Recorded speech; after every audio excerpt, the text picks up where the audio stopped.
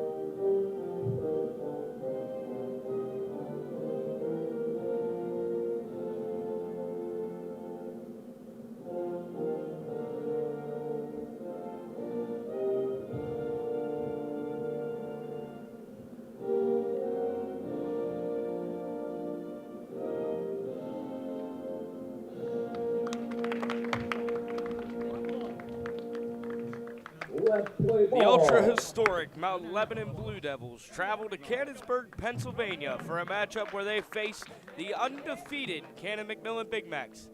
Welcome in, folks. I'm Dean Chaser for another presentation of Keystone Global Media Productions. Today will be a display, or maybe just a prelude to the start of what could be some professionals we talk about for years to come.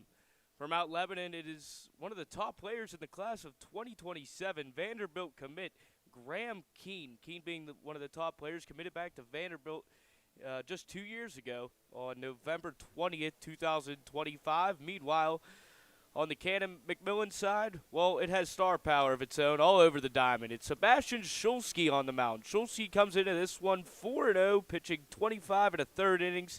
He's only allowed 9 earned runs across his 4 appearances while posting a 1.38 ERA with an opponent batting average of sub 100, .103 that is. He's a Cincinnati commit, and he'll be commanding the mound while tossing to, well, another Division I commit, Troy Stimson. Troy Stimson, who's only a junior, has the talent and is going to be a future star and probably the head of this team next season, considering he's one of the few juniors that play in this star-studded senior-heavy lineup. And, of course, you can't forget about second baseman M.J. Marschalk. Marschalk bats .467 on the season. He's hit 4 home runs with 16 RBIs while getting on base right around 53% of the time. Sebastian Schulski will be featuring fastball, slider, sinker, curve today.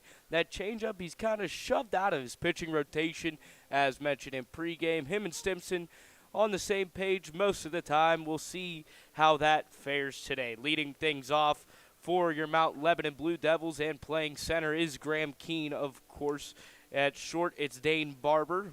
In the 3 spot, Ben Kramer, he's playing third. Your DH for pitcher Michael Zappone is cleaning up. In the 5 spot, it's Beckett Yost playing second. James Golan at first in the 6 hole. Batting 7th and playing at that 7th spot in left is Cool Kapler. Levi Isner in the 8th spot, catching for Zappone, and rounding it off in that 9 hole is Luke Tierney playing right. So as we get started, it's the 11-0 Canon McMillan Big Macs and the 8-3 Mount Lebanon Blue Devils, who are 2-2 in conference play. 1-2 in conference play, and we're off. The first pitch slows them down. Graham Keene with a wave and a miss. The temperature at first pitch in Cannonsburg, 77 degrees, the nicest day we've had on the production side of things. It's nice and sunny, no chance of rain as this one's roped to center field, ranging in and taking a few steps back. It's a line out to start the game. Falcone retires Keene. 2 pitches, 1 down. Brings up shortstop Dane Barber. Barber playing in that 6-hole batting lefty. So a bit of a different switch, go righty to lefty. Norwin not really too many lefties in that lineup the last time Sebastian Schulski pitched. He went a complete game and struck out 16, only allowed 2 hits in that game. The first pitch to Barber's in there.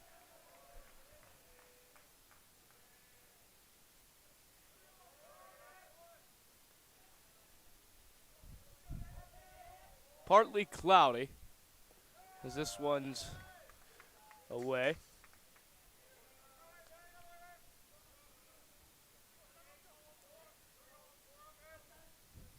Schulski likes to tunnel his pitches. If he misses away with that fastball or that sinker, he might channel it with a slider. But the goal today for Schulski was to work batters inside as the third pitch of the at-bat makes it 2-1.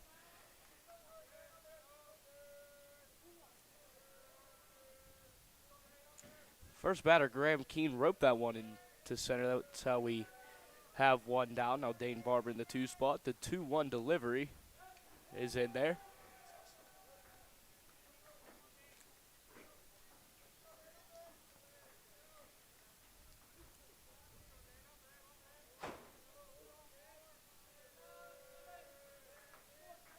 So the 5th pitch to Barber. 2-2, 1 down. This one right back up the middle. The first hit for the Blue Devils comes from the bat of Dane Barber. 2 balls hit to straightaway center field, one of the hardest balls to defend in baseball. You probably heard me say it on this broadcast throughout the season, and I might have been part of the, if there was a delay in game, which there wasn't, one of these papers flew down over the broadcast booth, but it's Ben Kramer playing third, and in the 3-hole, Dane Barber takes the lead. Another little hobble over at first. The first delivery to Kramer, wave and a miss.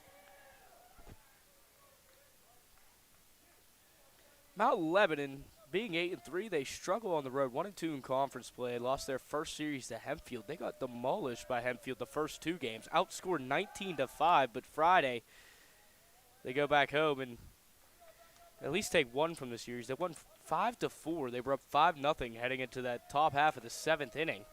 Almost blew it. Got out of a situation after allowing 4 runs in the 7th inning. A generous lead over at first from Barber. The 0-1 delivery to Kramer. A little inside.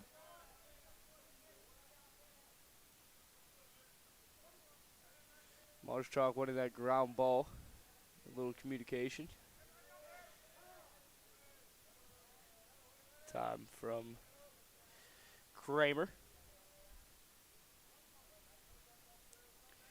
1-1 count. Schulski, his 10th pitch. Right there.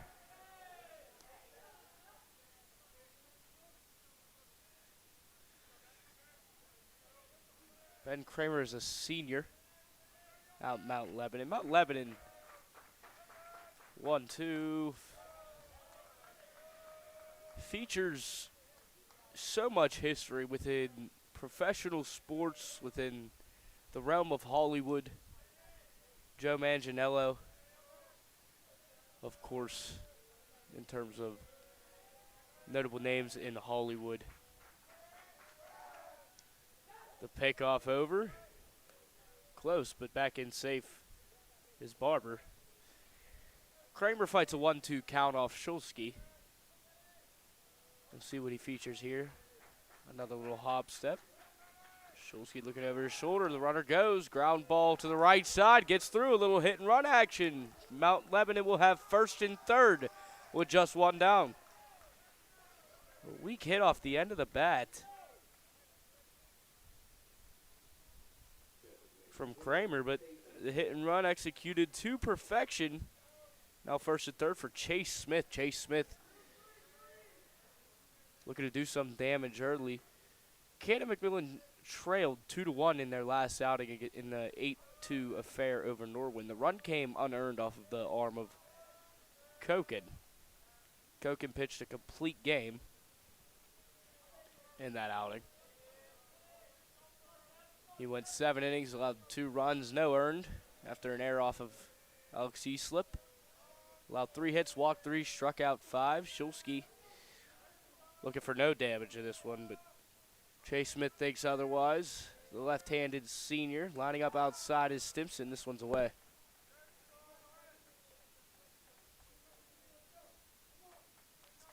start of the three-game series between these two teams, Canon McMillan and Mount Lebanon.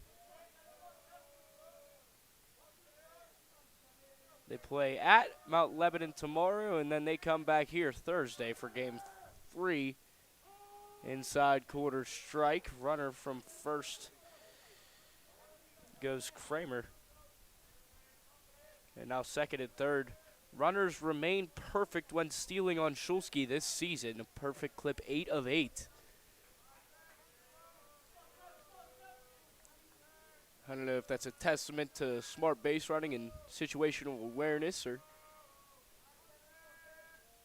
what the reason for that is. The 1-1 is grounded right down the first base line, fair. In from third is Barber. Coming home from second is Kramer. The throw into second gets past Westfall.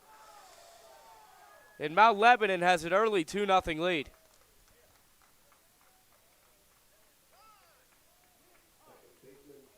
Off the bat of Chase Smith, just a little roller up the first baseline, gets in there for a double. A slow roller skipped off the infield turf, then rolled into the outfield grass, slowed it down. Maybe need a lawnmower out there, get those clippings a little shorter, let that ball run more regardless. It's a double. Mount Lebanon leads 2-0. Now it's Beckett Yost. Beckett Yost playing second. This one gets past Stimson. Stimson races for it. And more early danger.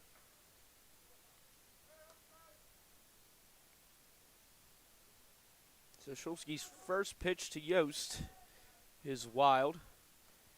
I asked him how he would face adversity if it got to that point today, and he said just you have to shake it off. It's next batter mentality, and there's no other way to do it in baseball. The 1-0.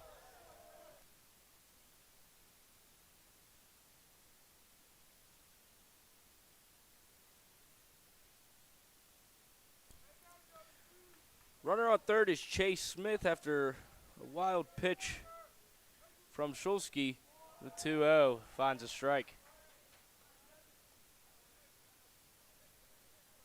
Shulsky coming into this one only around 14 pitches per inning. Already passed that number by a decent margin. Yost faces a 2-1, the junior. Is at the head.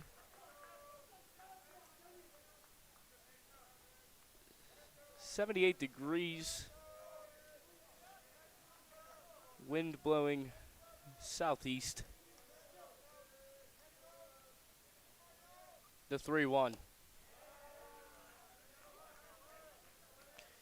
Shulsky fights himself back to a full count after having Yost 2-0.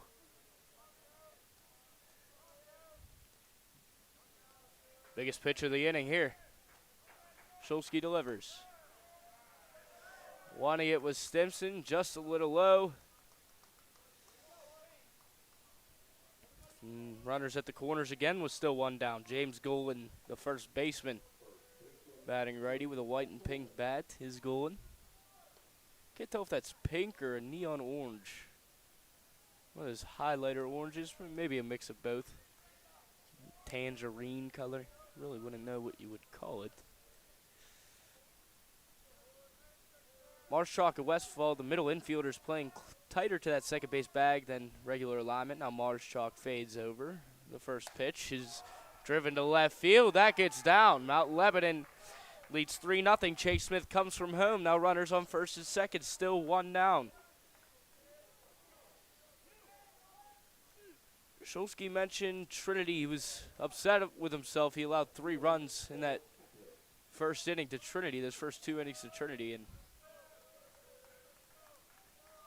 pitching coach of Canon McMillan will come out.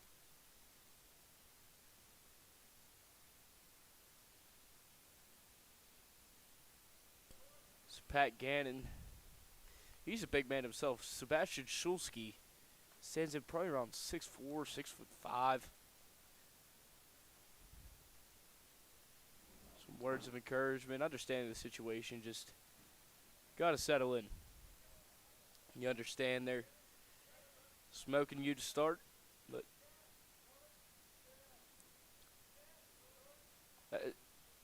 The best trait of a competitor is, can they face any certain challenges, and it's how you come back from the not so great performances. And through the first 5 batters, 3 runs for Mount Lebanon, all earned. Early 3-0 lead. Cole Kapler batting 7th, playing in left.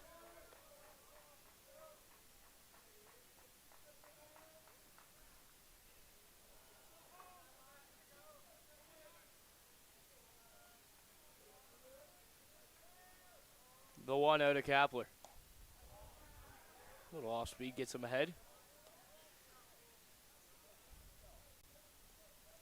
Canon McMillan first in its conference, 6-0. In conference play has scored 56 and only allowed 9 runs. Mount Lebanon already 3 in the first inning. Inside, that's where he wants to attack today.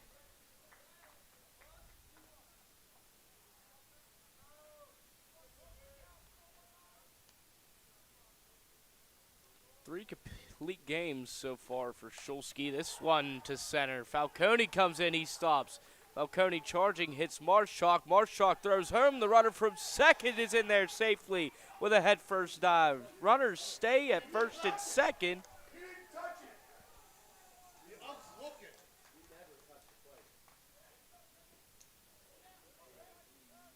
It's a 4-0 Mount Lebanon lead. Sebastian Shulsky.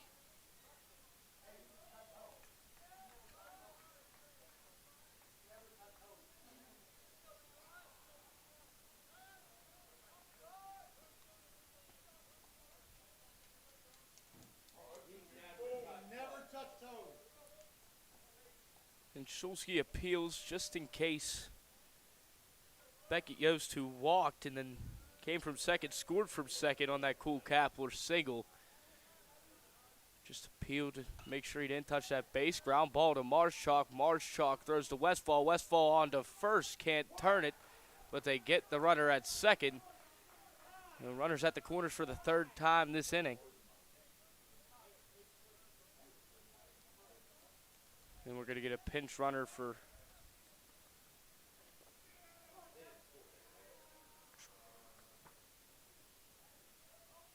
it's Levi Isner, who grounded into a fielder's choice, 4-6 put out.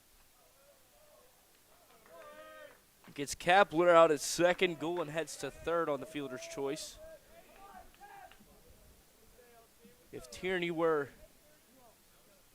to get on, this would mean the Blue Devils bat around in the first inning. Stimson thrown out to second. The tag is right there, and the hand of Isner just in, maybe a millisecond prior to the tag from Westfall. Now both runners in scoring position. 6 hits, 4 runs in this first inning so far. The 1-0 to Tierney. Fought off, hit a branch, and immediately went straight down in foul territory, kind of like my golf game. I hit trees all the time, and it will just plunge right below it. Kind of like an immediate ricochet. The 1-1 delivery, a little early wave. So the first time Shulsky has been in a prime position to strike a batter out, looking for his first strikeout of the game. Or right now, all he's thinking about is getting to that next inning.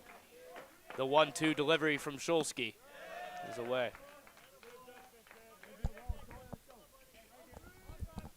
Tierney stays alive in a 2-2 count. Mount Lebanon leads 4-0 against the undefeated Canon McMillan Big Macs. They don't even play that well on the road. The 2-2 is fought off once more.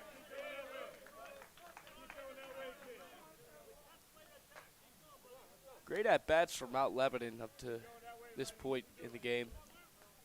Haven't really had much game yet. Still the first inning, top half of the first inning. Shulsky, the Blue Devils all over him. The 2-2 to Tierney once more.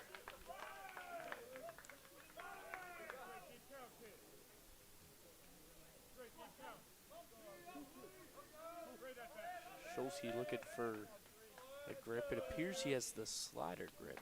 See if he changes it in the glove. The 2-2 delivery is in. Tierney, after being down 1-2 with the count, fights all the way back to full. Runner on second is Isner, reached on a fielder's choice goal in that third. The full count, 2 outs. Got him looking.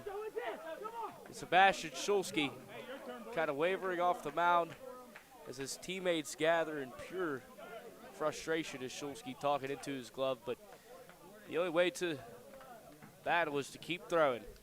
Down 4-0 in the top half of the first inning, their biggest deficit in any first inning. Biggest deficit of the season so far is Canon McMillan. We head to the bottom half of the first. It's Mount Lebanon 4, Canon Mac nothing. Today's game is brought to you by the Virginia Manor Shops, conveniently located at 1717 Green Tree Road in Pittsburgh. Whether you're grabbing groceries at Giant Eagle, stopping for coffee at Starbucks, or taking care of everyday errands with Citizen Bank, PNC Bank, or Supercuts, Virginia Manor Shops has everything you need in one place. It's your one-stop destination for convenience, quality, and quick access right off Green Tree Road. Stop by Virginia Manor Shops and see how easy it is to get everything done in one trip. Sebastian Schulze, his toughest inning of pitching so far this season. We'll see how the Canon McMillan offense will be able to battle back, and they have every tool and every ability to do so. You have Massimo Falcone, who reaches base pretty much 60% of the time. He bats .548. He has 8 RBI on the season. In that last game, went 3 for 3, was one of 4 Big Macs to get a hit in that game.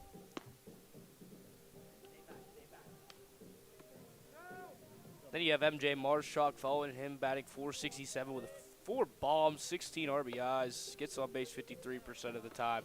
Troy Stimson in that 3-hole. It's been your consistent 1-2-3 for this lineup throughout the season. On the mound for the Blue Devils is Michael Zappone. Massimo Falcone. Wearing that number 17, playing in center field. Was the only, from what I know, is Big Mac with a smile on his face heading into the dugout. That positive attitude is something that could carry a squad like this deep. And so far this season, it has. That first pitch is fouled just beyond the fence. First baseman going one, and if he were to climb, he probably could have got it, but that fence is about 12 feet high.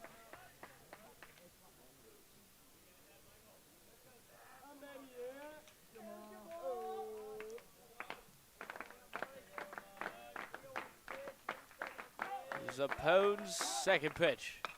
That's driven deep to left field. Ranging back is Kapler. Falcone rounding first, heading to second. Center fielder Keene comes in. Keene's throw to third. Falcone with a leadoff triple.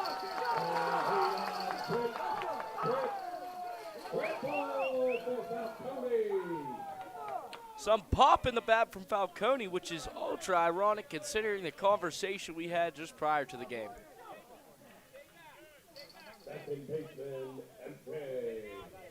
Falcone said he models his game. I asked him, he said off of Luis Arraez in terms of his approach at the plate. Luis Arraez, of course, doesn't steal bases like Falcone does. And he also said Tony Gwynn, and I said, well, you're no Tony Gwynn now. And I was like, well, maybe you are. You hit .550. Gwynn's best season, I believe he hit .400. You know, so kind of in that aspect, yeah. But the majors to high school is a lot different. MJ Marshak takes ball one with Falcone at third after that leadoff triple. That one's driven right back to third base. Diving back to get him is Kramer. Unassisted double play off the glove of Ben Kramer. That leadoff triple for nothing. A race pretty much immediately 2 pitches later. That'll go as an unassisted 5 double play.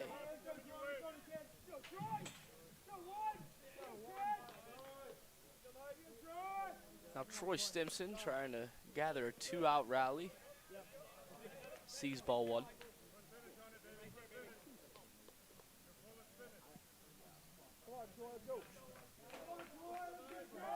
The 1-0. Ground foul off the left side. Stimson actually has some history. Before I even started announcing Canon McMillan baseball, first game I announced, I sent the stream to my mother, and she said, I know that last name. I was at his mother's wedding. So I was like, okay, cool. The 1-1. He's up high, but swing and a miss. And I was speaking to him prior to the games. He's mentioned just how small of a world it is. And his cousin, who won a President's Athletic Conference softball championship, Ava Carpa, actually graduated 2 years younger than me at Moon. We were pretty solid friends in high school. This one's popped just beyond the infield turf. Ranging back, hat falls off his barber, 3 down. So we go to the top half of the second. Mount Lebanon holds Canon McMillan scoreless in the bottom half of the first. The Big Macs go 1-2-3 in an unorthodox way. No runs on 1 hit, no errors, none left on. It's 4-0 Mount Lebanon. Today's broadcast is brought to you by the Mariana Outdoorsman Association, a leader in outdoor recreation and conservation here in southwestern Pennsylvania. From fishing along 10 Mile Creek to hunting, shooting sports, and community events, the MOA continues to create opportunities for people of all ages to experience the outdoors. With hundreds of acres to explore and a commitment to preserving our natural resources, it's more than just a club, it's a destination. Learn more and get involved at marianaoutdoors.com.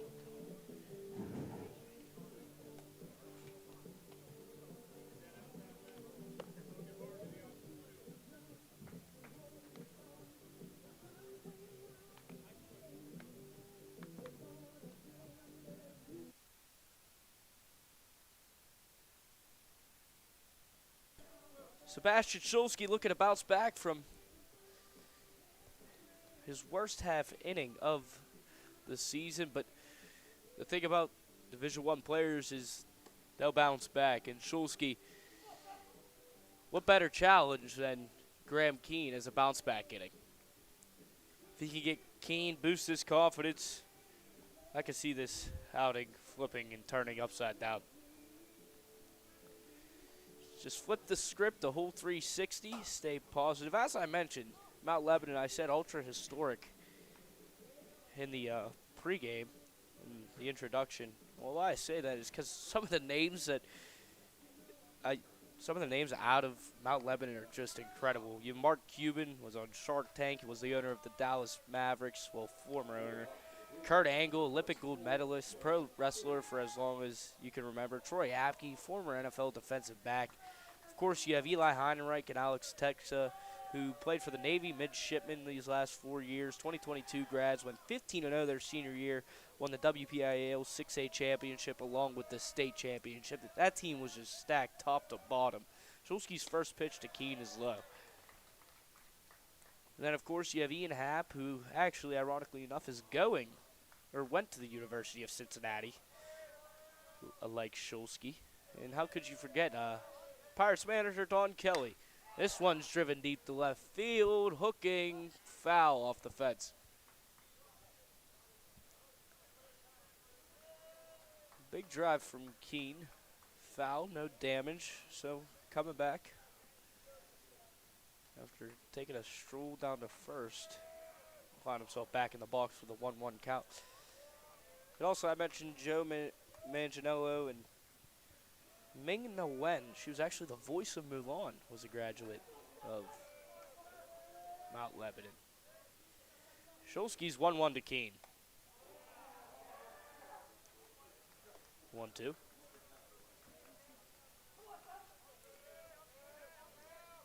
Mount Lebanon, just a 2-2 road record. I said they lost that series to Hempfield. In conference play, they have 10 runs for, 23 runs allowed. That's just pretty much the sum of the Hempfield series. The 1-2 strikes Keene out. As I said, if he could get that first out on Keene, maybe this start just does a complete 180. And Schulski finds that efficient self of his. The second strikeout, back-to-back looking, ended the first with a strikeout to Tierney, starts the second.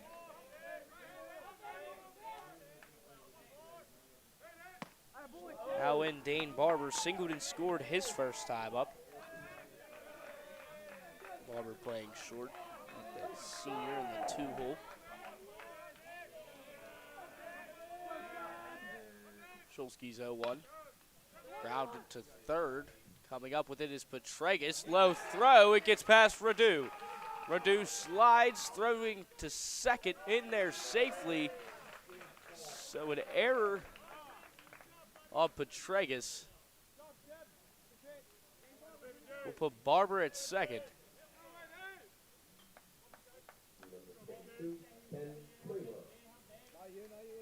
Radu tried to get the pick, but the ball tends to bounce more in that turf. Took a hop, skip, and a jump over the glove of Radu, and runner on second after the E5. Ben Kramer up to bat, who singled, stole a base, and then scored for that second run. Set the slider away.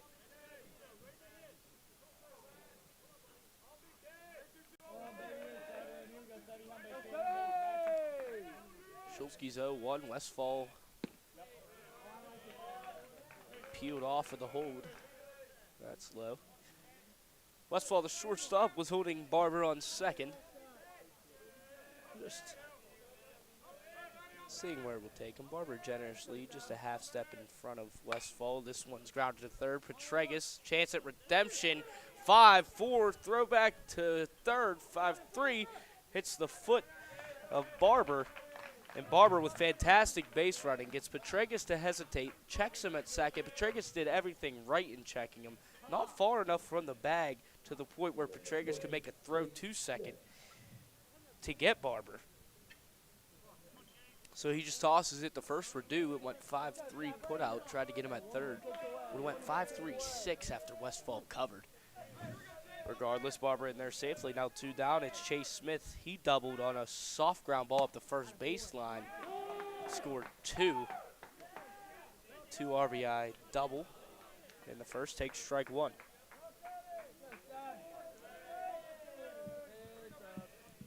Two down. Runner at third after reaching on an error is Barber. Ball gets past Stimson, breaking for the plate in there with no contest. Dane Barber extends the lead after a wild pitch from the head of Shulsky. It's 5-0 Mount Lebanon early. It's the second run Barber scored. Of course, I just mentioned he scored on that double from Smith. Now this time reached on an error and then scored. So every run after this, due to that error, which should have been the third out in terms of technicalities, will go as unearned. So that run there, even if it was ruled as a wild pitch or pass ball, it will go as unearned. While every run in that first came earned, mostly due to the 5 hits.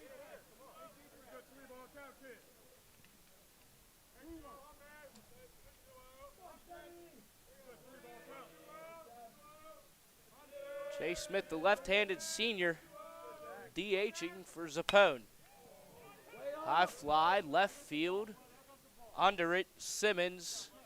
The third out. We head to the bottom half of the second inning. 1 run on no hits, an error, none left on. Mount Lebanon extends its lead. It's 5-0 Blue Devils. Today's game is brought to you by Hellbender Marketing, a locally owned Canonsburg-based company helping businesses stand out and grow. From custom apparel and promotional products to graphic design, signage, and full-scale marketing solutions, Hellbender Marketing delivers high-quality work with a fast turnaround and attention to detail. Whether you're a small business, team, or organization looking to elevate your brand, they make professional marketing accessible and effective. Visit hellbendermarketing.com. Start your next project and take your brand to the next level.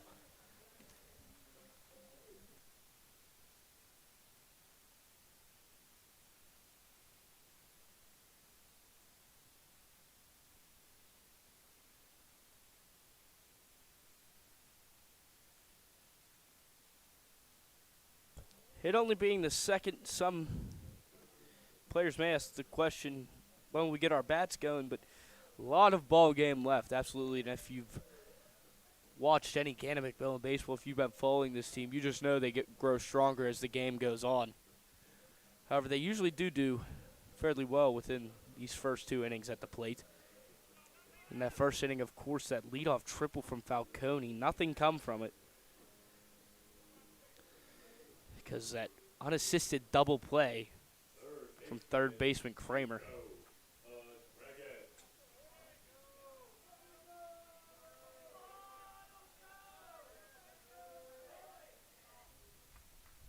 Nico Petragas looking to get things started for the Big Macs. He does. A rope right up to center. Another leadoff base runner for Canon McMillan. Looking to make something of it this time. It's Braden Radu coming up to bat. Radu, batting 296 with 4 home runs and 16 RBI. Petragas, who just reached base, only upping that on-base percentage along with that average. His average was 333, even 33%, so 1/3 is that fraction. I was in algebra today, so let me have some fun with it. Algebra 1 as a senior in college, how about that? The pickoff to Petragas from Zappone. To Golan trying to get Petragas, rather, from Zappone. Radu, the big lefty, wearing number 47.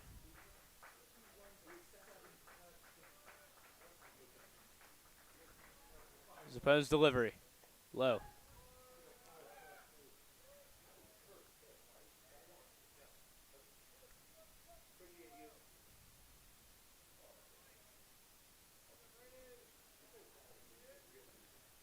Seeing 1-0 is Radu. He has a runner on first, that being Petragas. This one, ground ball to the right side, gets through. Coming in is Tierney, staying at second is Petragas. First and second, none down. Back-to-back singles to start the second inning. Bottom half of the second, that is. Designated hitter, Caden Leskowski.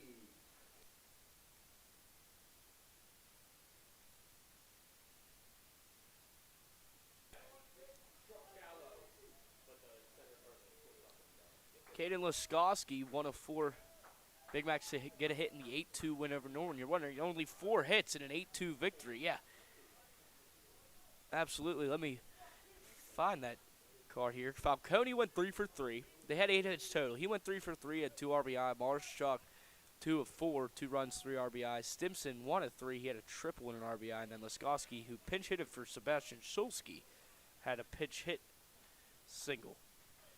So those were your 4 players with the 8 hits combined. First and second, Leskowski now in a prime position. Still looking for that first RBI. Nift pickoff move. Petragas really wasn't aware until head coach Brendan Steele, along with other remarks of who knows who in that dugout, saying back, the old classic back. But only 1 pitch so far Leskowski has seen from Zappone. Kind of cued off of the end of the bat there, the left-handed Leskowski. He's batting .250 on the season.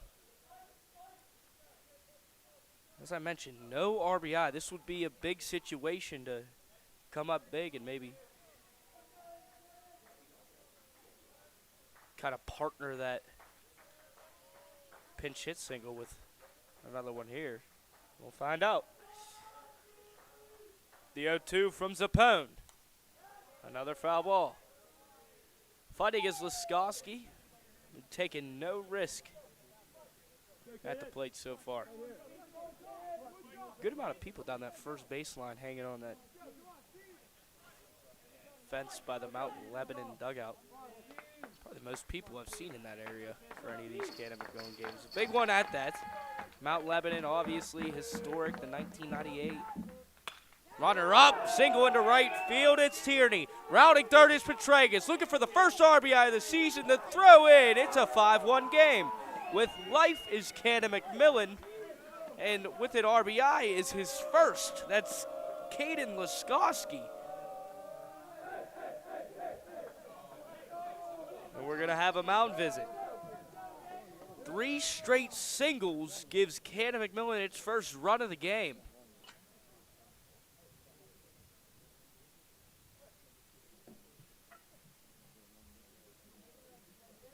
Katie Laskowski's first RBI of the season. Put a star next to that one. The biggest so far. It's Radu now on second. Now, Petregas and Radu, the back-to-back, probably not the fastest back-to-back in the lineup, let's just say that. So, to get Petregas home from second there is absolutely huge regarding that throw from right. Now, Nico may listen to this one back, and he's like, oh, he might never look at me. He's like, talking about me like that, no speed. Radu probably just as offended, but compared to the top to bottom, of course, you got Falcone, Marshak, and Stimson, some decent wheels there, and then Laskowski, he can move. But if there's urgency, trust me, I know Radu's like, I can get it done. First pitch to Simmons is fouled to the right side. Simmons, back-to-back lefties we go. 3 lefties in a row in this lineup. You got Radu, Laskowski, and Simmons.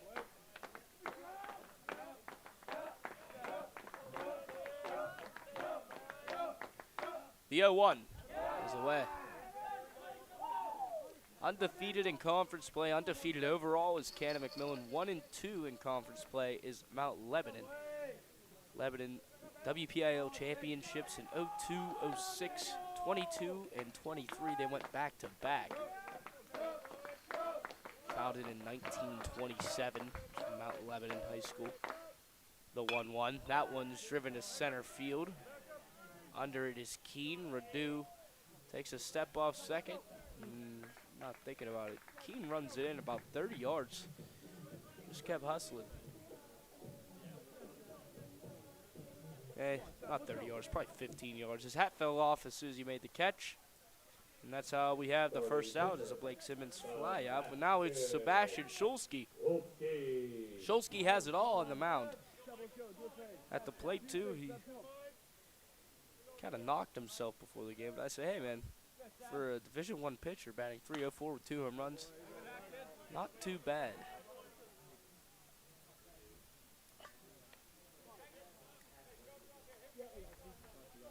In a big spot, trying to help himself out and possibly get some runs back.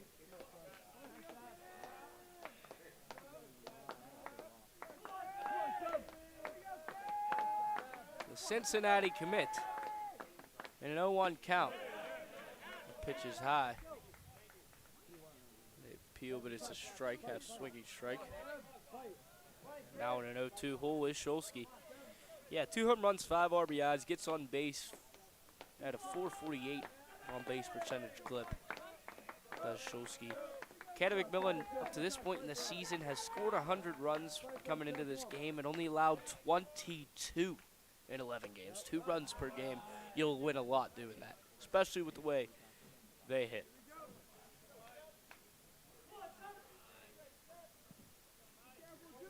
Shulsky tops out at 93 to 94 on a good day. Really started taking pitching seriously as a freshman in high school. Suffered a fracture on his first pitch when working that arm, starting workouts, as it's back and fouled away. Hits the bleachers. Hopefully not someone's head that made that sound. A little ting. That'd be interesting. Might have to see what's going on up there. Might be an anomaly. The 1-2, Shulsky surviving.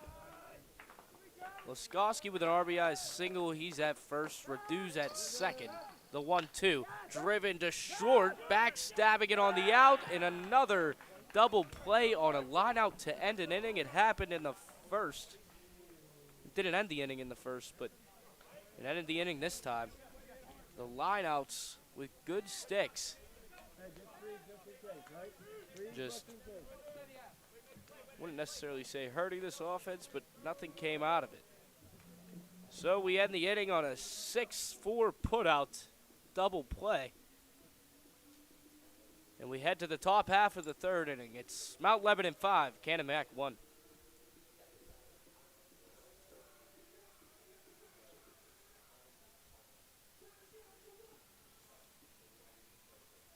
Today's game is brought to you by Midtown Market in downtown Cannonsburg, one of the newest and most exciting destinations in Washington County.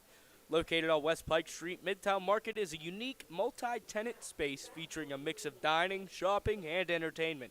By the way, that's all under one roof. From great local food options to a fun community-focused atmosphere, it's becoming a go-to spot for families, friends, and anyone looking to spend time in the heart of Cannonsburg. Stop by Midtown Market and experience everything it has to offer.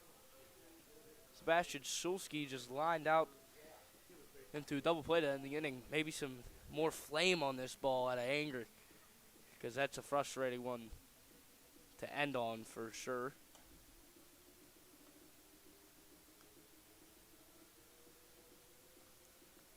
So 1 run on 3 hits, no errors, and 1 left on to end that inning. Radu was on, but the throw from Barber to Yost got him after the lineout. Could have been deemed a trap, not really. Couldn't really tell from this angle. Obviously, field umpire has the best view of that play. But looking across the conference of 6A Section 2, Canon McMillan leads in first place at a comfortable 6-0, 3 games ahead of 3-3 Norwin. In third place is Hempfield at 2-4, Mount Lebanon in fifth, 1-2, and Woodland Hills in last place has yet to win a game, 0-3. The first pitch to Beckett Yost. Yost walked and scored to give them that 4th run and final run in that first inning. RBI from the bat of James Golan. The 1-0. Ground ball to third. Petregas, his 3rd time being busy, throws over to Radu, 1 down.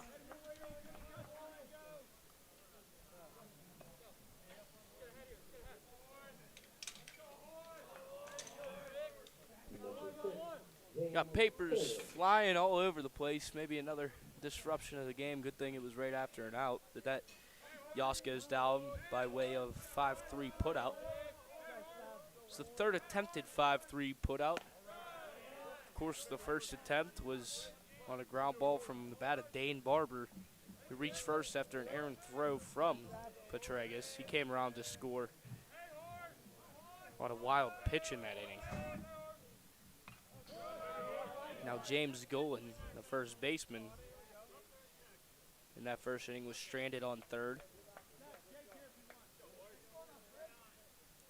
Did single, however.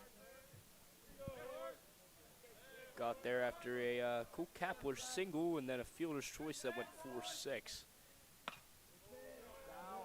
Fouled off.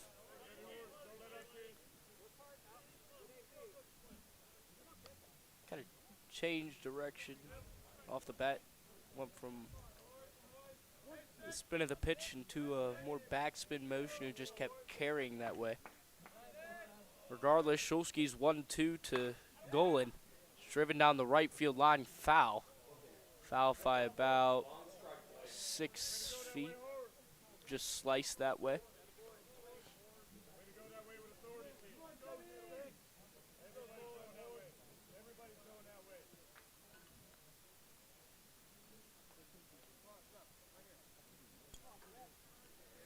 Wanting a new ball. After that foul, Schulski gets a brand new pearl to hurl with. This 1-2 to Golan. Another one fought off.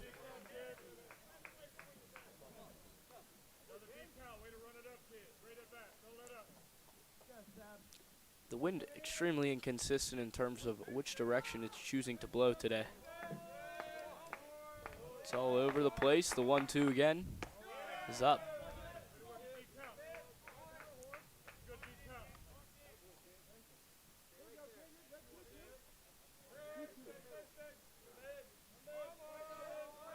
Wind was blowing south, kind of southeast now, toward that north direction. So balls should carry if hit that way. The 2-2 delivery.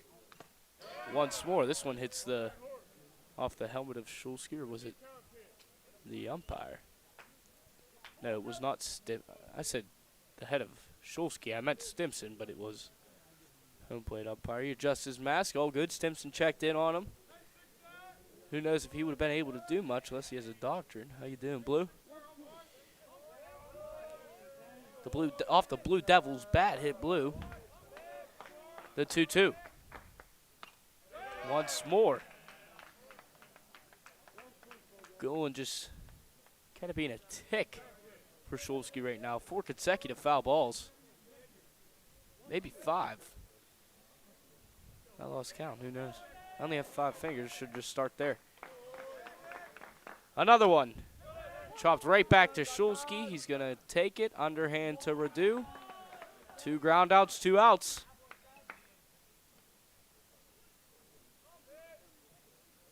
Cole Kapler reached on a single. Then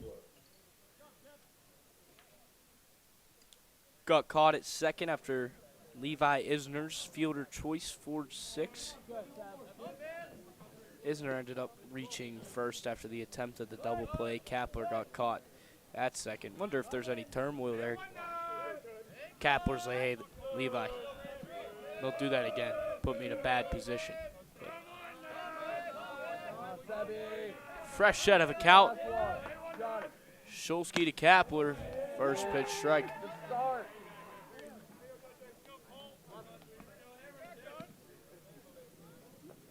Coming into this game in 23 of 25 in the third innings pitched of Shulsky's senior years. This one's driven down the left field line, rounding first, heading for second. The throw in was held at first. They wanted him to go 2, but Cole Kapler with a wide round didn't get much. Probably would have been gunned down. Strong throw from Simmons to get it in. But in 23 of 25 in the third innings pitched, got the first batter out 23 of those times. That's impressive. So Kapler's second single of the game has him on first. It's Levi Isner grounded to fielder switch. The throw down from Stimson. Westfall struggles with the pick. So a stolen base. Now 9 of 9 are runners on the season when stealing while Shulsky is on the mound.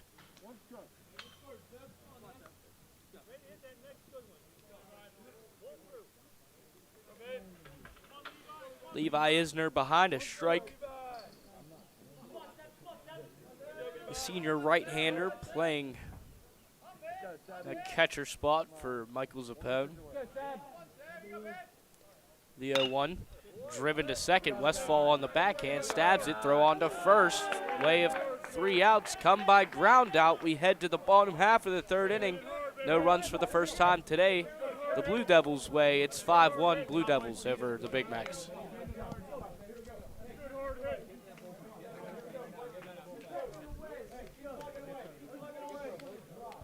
Today's game is brought to you by MP Coney Island, now serving Cannonsburg with a taste of tradition that goes back over 100 years. Family owned since 1923. MP Coney Island's known for its famous chili sauce, classic hot dogs, burgers, and simple great tasting food that stood the test of time. Now located right on West Pike Street in Cannonsburg, it's the perfect spot to grab lunch or dinner and enjoy a true local favorite. Stop in today or learn more at mpconeyisland.com. Because around here, it's all about the chili. 5-1 ball game. We head to the bottom half of the third. Leading things off for Canon McMillan will be Noah Westfall. Then we'll go right back to the top of the order, followed by Falcone and Marschuk. Westfall bats at .360, has 7 RBI on the season. Coming in this one, I said Laskowski is yet to have an RBI. He was the only one out of the 9 hitters in this lineup, which is kind of unbelievable because Laskowski has had some big moments so far this year. But Zappone stays on the mound.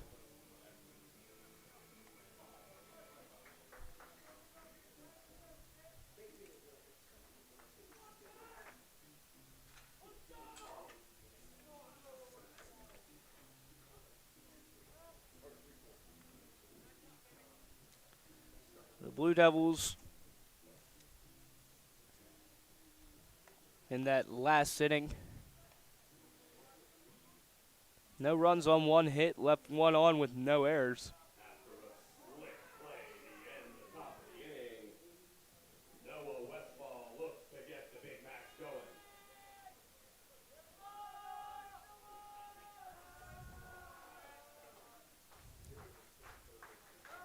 Westfall sees the first pitch from Zappone. Off the left side. Head coach Brendan Steele has retrieval duties. So it appeared. He started walking that way, and then view kind of got cut off. But the 0-1 is, looked like an off-speed high. Challenging was Westfall. Nothing of it. It's 0-2.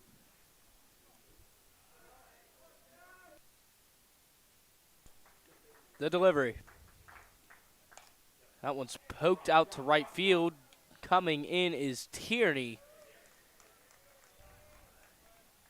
Almost had the appearance of what had the potential to be a bloop single. Regardless, Tierney crashed it. And I think that's the third time I've seen a hat fall off when going for a foul ball. I don't know if they messed up the sizing, but on a pop-up to Barber, his hat fell.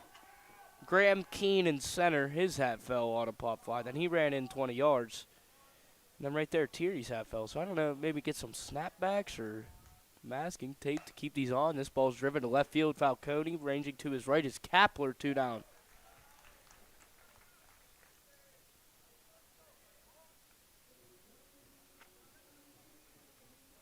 So Falcone likes to be aggressive, goes for that first pitch often.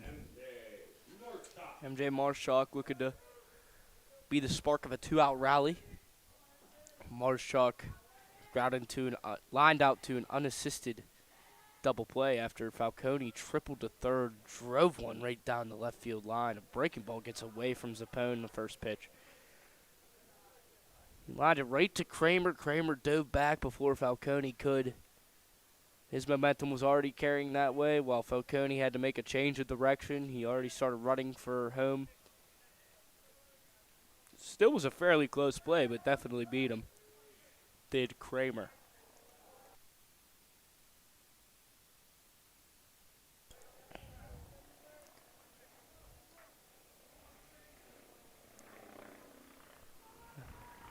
Helicopter over the field. Is that buzz you hear? A pop-up foul ground. It's going to get out of play. Couldn't really tell how far out of play that one was going. It appeared Isner had a play the way he prepared himself with the dispatch of the helmet, regardless. 2-1, Marshak will face from Zappone.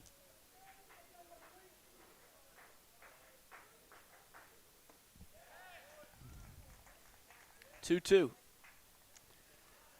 On the other side of the 6A conference, it's in first place Central Catholic 3-0. They outscored North Hills 36-2 in their last 3 games. Butler 4-2 in second place. The 2-2 from Zappone is just out.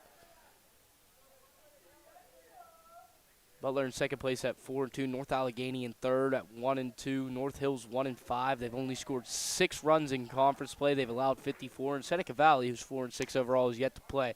Ground ball to Kramer. He's up with it. Throw on to first is out. Pulls him off the bag, but pulls him right into the chest of MJ Marshak. Marshak maybe trying to dislodge that one. Incidentally, I forget the MLB player who did that with his hand. He smacked the glove, and there's a whole controversy about it back then. Regardless, that's how we get the third out, is by 5-3 put out. We head to the top half of the 4th inning. Shulsky comes back on the mound. It's 5-1, Mount Lebanon.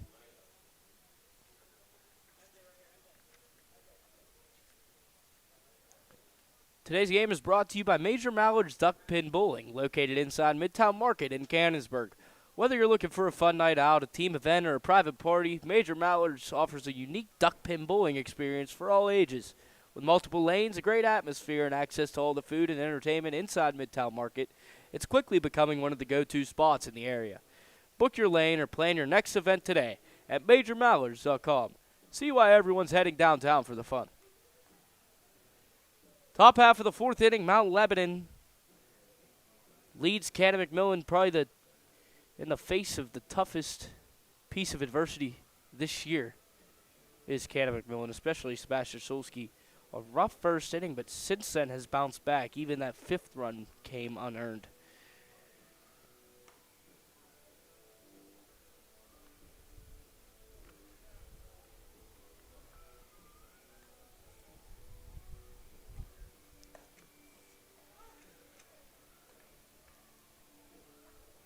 It'll be Luke Tierney leading things off. He struck out by the way of a backwards K that last time up.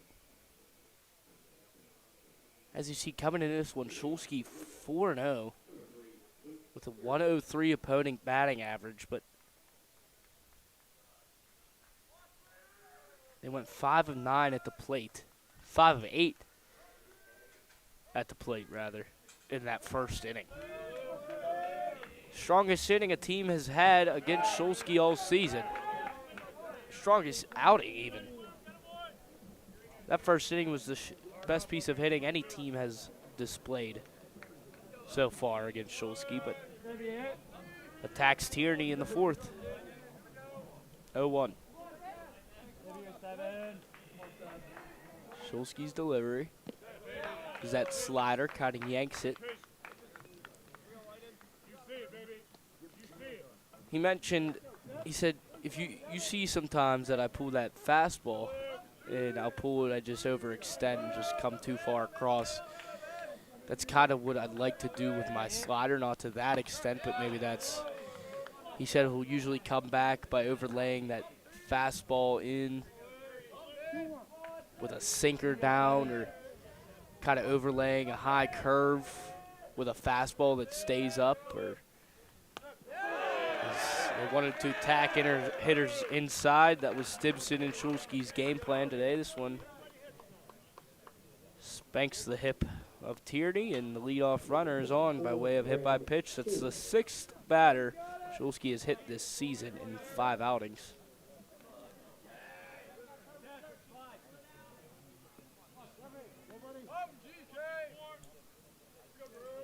It's now Graham Keene 0 for 2 on the day.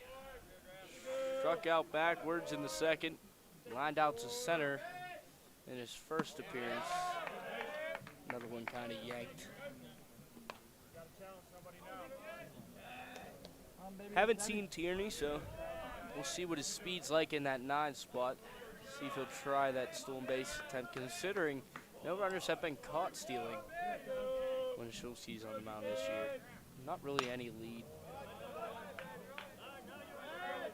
That's fouled back. Tierney didn't take a secondary lead after. During Shulsky's delivery, he kind of just started hopping back to the base where, you know, as a base runner, you tend to get that secondary lead. I don't even know what the opposite of a secondary lead, a half lead. Go back to that algebra. What's the opposite of 2? -1/2. There's a pickoff move. Maybe that's why he was looking at it. Stays 1-1.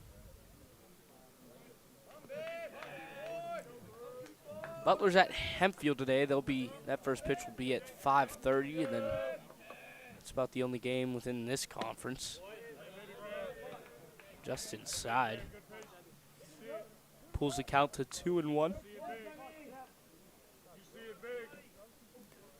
None down. Tierney on first by way of hit by pitch. Graham Keene. And a 2-1 grounded foul off the left side. And then tomorrow we have 2 sets of games. We have Woodland Hills at Norwin. That game's at 4. And then, of course, Canon McMillan will be going to Mount Lebanon. That one starting at 4:15. Here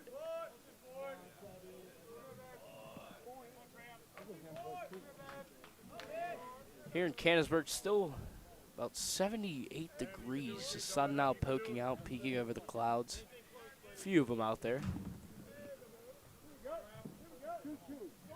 A 2-2 count on Keene. Keene, the Vanderbilt commit, one of the top players in the class of 2027, top 3 in that class of players in Pennsylvania. He's 0 for 2 today. Shulsky. That one's up fairly high. Right on the brink of the outfield grass, ranging back is Marshak. That one kept carrying. I mentioned that wind blowing out that way. Marshak, it appeared that that ball would land right beyond the infield turf and in the outfield grass. Has to go back about 10 feet while in an awkward position in terms of footwork. Marshak reaches over his head, gets the out, and Graham Keene 0 for 3.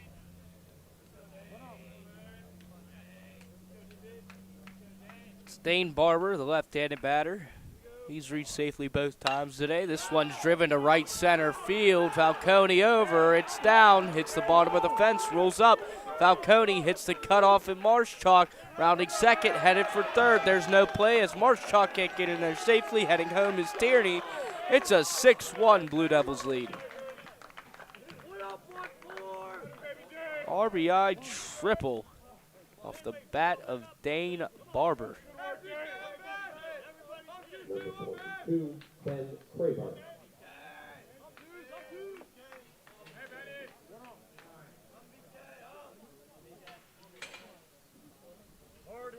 Falcone, who was at the fence, reset. Stimson saw it, told Shulsky to step off. Everyone's set defensively now, the 0-0.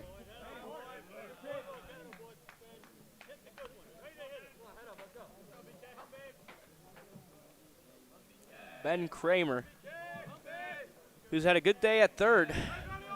Singled, stole a base, and scored his first time up, grounded into 5-3 in that second inning now for his third plate appearance. As I was mentioning about Dane Barber, he reached base safely now all 3 times this game. Singled, scored in the first inning, reached on an error, scored in the second. That one came unearned, and then triple with an RBI. So he's had a day so far at the plate for the Blue Devils. Just missing it is Kramer. He wanted that one back there. Kind of like the Miami Vice, those Miami Heat throwbacks or alternate jerseys a few years ago with the bright pinks and blues. Every time I see that color, I think of either the Push Pops or the Miami Heat jerseys. That one's pulled back. 2-2, Shulsky to Kramer.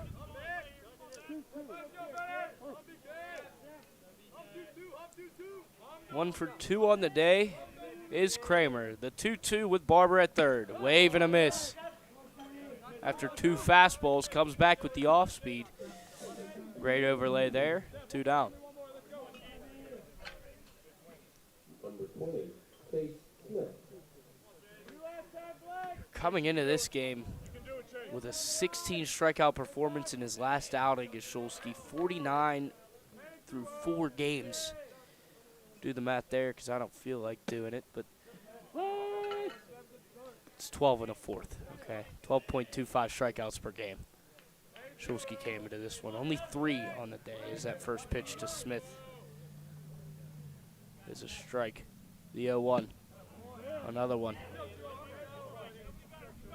Kind of a tight slider right at the Cavs. That one's starting at the outer edge of home plate. Cut all the way back in low. The 0-2. See what he comes with. Runner at third is Barber. 0-2. 2 outs. Blue Devils lead 6-1. Comes back with the same thing, but too far inside. Laying off of it is Smith. Smith 1 for 2 today with a double and a run. Flew out to left field in his second appearance.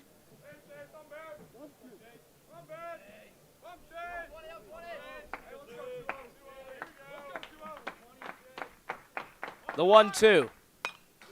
Fought off.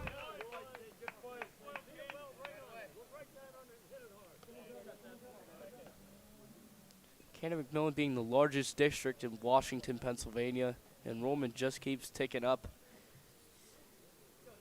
So talent most likely won't be scarce even after this senior-heavy class graduates. We'll see if anything comes of this team. The 1-2 is still fought off. Stimson kind of wondering where that went. A little early swing from Smith. Kind of joysticked off that end of the bat. Just twirled in a weird direction. Ball spun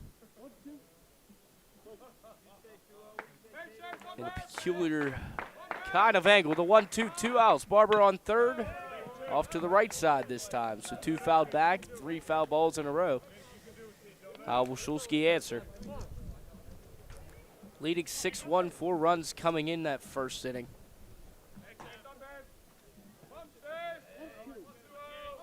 Barber on third. His triple brought home Tierney, who led off this inning by way of being hit. The 1-2, 2 down. Foul ball in the dirt. Staying alive is Smith. I'm not putting together an impressive at-bat. He's the designated hitter for Zapone today. Becky Yost handing the foul ball to home plate umpire. You can never have too many baseballs.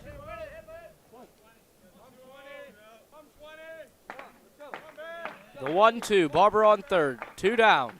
Smith again staying alive.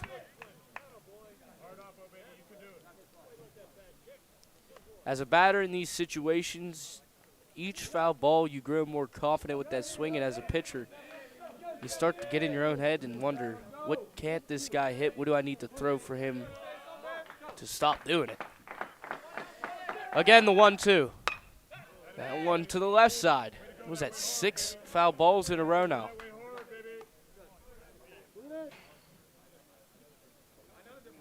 This Canon McMillan game day powered by Keystone Global Media. It's Dean Shazer on the call.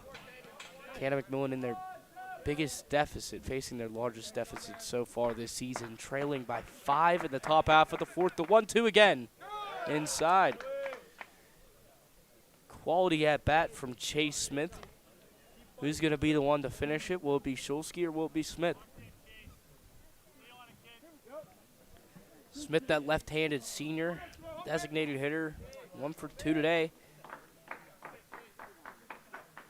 The 2-2. That one's driven to center field. Falcone ranging back. He's under it, and Shulsky wins the battle. Smith still got a good stick on it, though.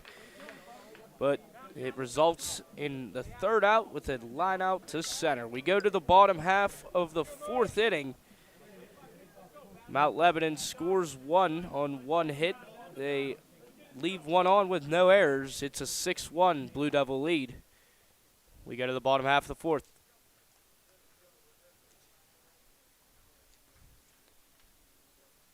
Today's game is brought to you by Seaside Sports, one of the premier baseball and softball training facilities right here in Washington County.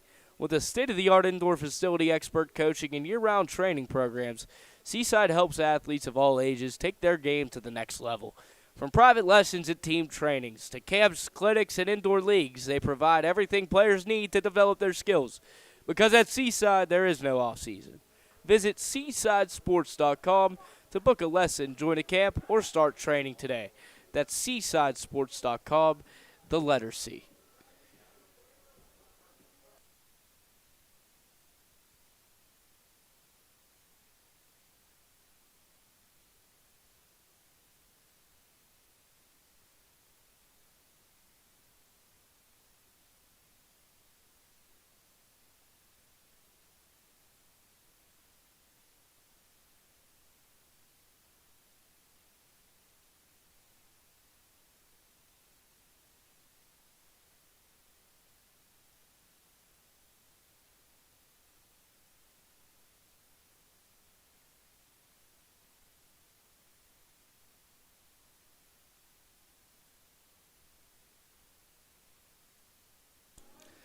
Bottom half of the fourth inning, trailing by 5 is Canon McMillan. Troy Stimson, the Pittsburgh commit, only a junior, popped out to short his first time up in the first. Looking to start something for this offense.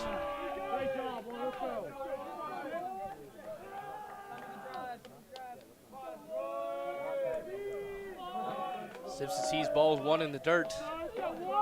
A smooth 79 degrees now. At McDowell Lane Field at the McDowell Lane Sports Complex in Cannonsburg, Pennsylvania. Zapone's 1-0 is away. As I mentioned, Mount Lebanon not having that great road record, 2-2 compared to their, was it 6-1 at home. Wave and a miss is strike 1.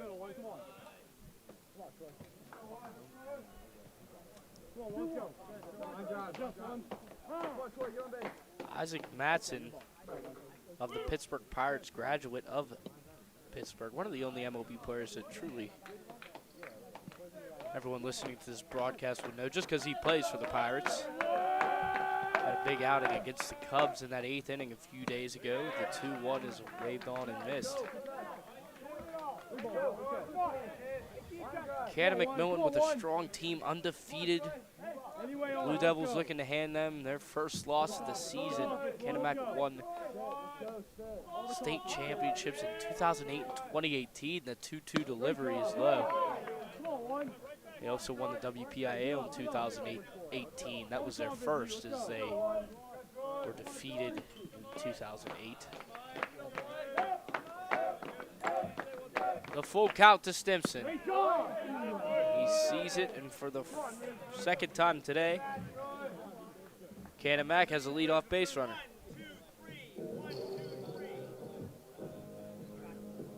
Stimson batting .417 he was, with a .568 on base percentage. It's crazy to think someone who's gotten on base 1 out of 2 times today, that's 50% clip, that'll drop your on base percentage. But that's how impressive this 1 through 4 has been for Canon this season. It's Nico Petregas. He singled and scored the lone run for Canon. It's first time around. Petregas sees the first one and fights it back to the backstop.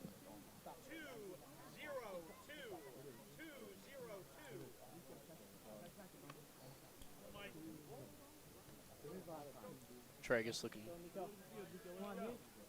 down third base, seeing if head coach Brendan Steele, graduate of Waynesburg University, has anything to give to him.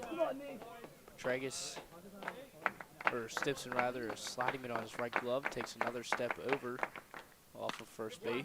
Petregas now 0-2 after he fouls back-to-back pitches off.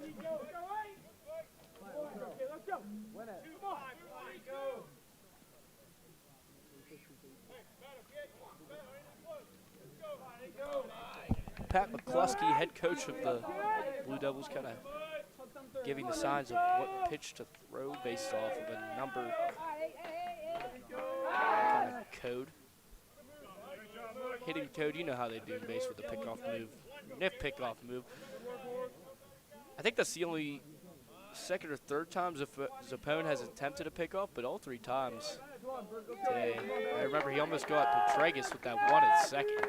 So a good right-handed pickoff move is just a hit-and-run situation way off the left side. Looking forward is left fielder Kapler, but that ball was about 50 feet beyond the fence to the left side. Kapler thought it was in play. He kind of covered his head, looked up in the sky, had no clue where that ball jumped off of the bat of Petregas, but good stick regardless, even though it was foul.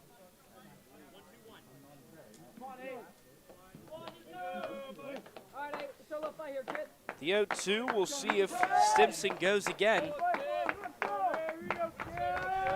Normal lead at first, now takes maybe a quarter step to his right with an extra lead does Stimson. The 0-2 delivery from Petregas is driven to left field. There's the one you're looking for, Kapler. He saw that one off the bat, an aggressive turn from second, nothing of it. First and second, no outs. Here comes Braden Radu, where if he would add to that 4 home run number would be the biggest of the season so far. Braden Radu, 4 home runs, 16 RBI, batting .296. He had a 3-run shot last week.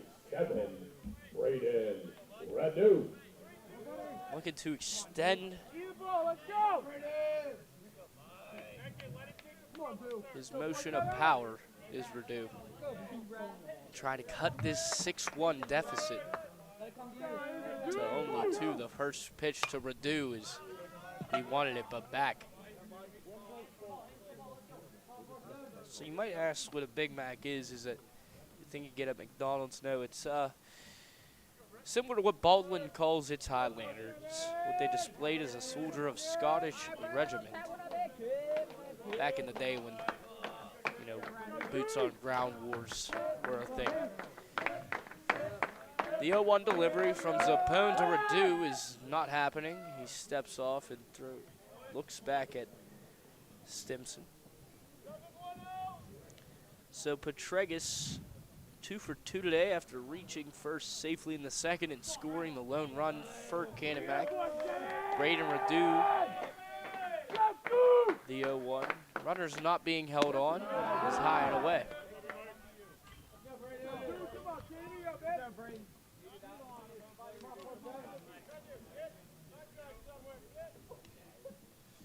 Tomorrow, 4:15 at Mount Lebanon. These two teams face again. They'll come back here Thursday at 4 o'clock. We'll be on the call.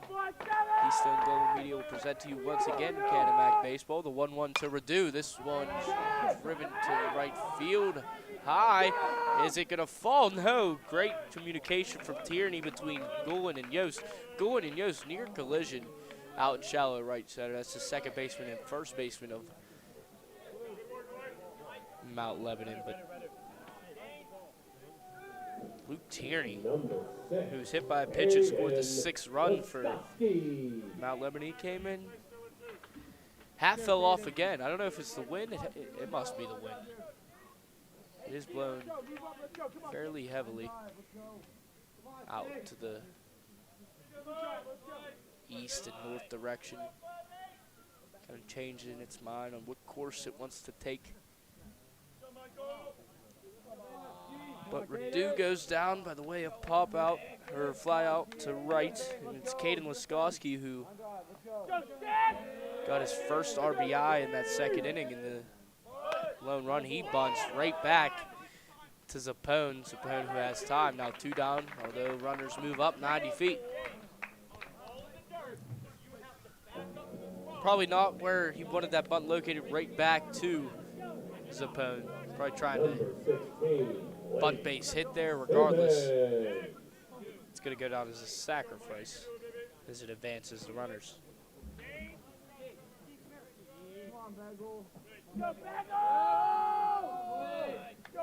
Blake Simmons, who flew out to center his first time up, sees a ball out.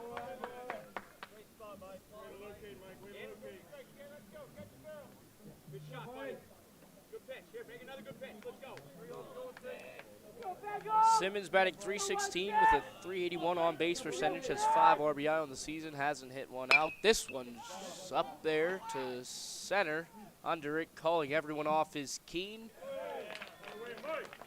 We head to the top half of the 5th inning. Mount Lebanon has a generous 5-run lead. Handing Canon McMillan its largest deficit of the season through any inning.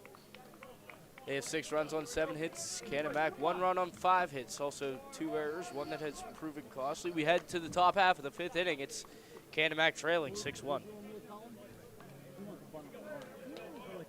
And for the first time in the last 3 outings, Sebastian Shulsky is going to be of relief.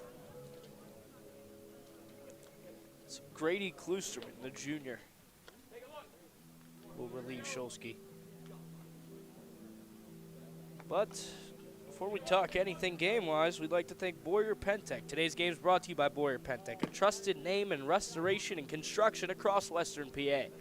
Locally owned and operated, Boyer Pentec specializes in bringing home and businesses back to life after fire, water, or storm damages, working directly with insurance providers to restore properties quickly and efficiently.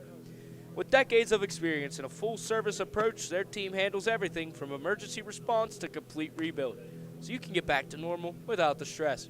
Learn more at BoyerPentec.com and trust the team that's been restoring communities since 1979. That's BoyerPentec.com. 6-1, Mount Lebanon leads Canon McMillan.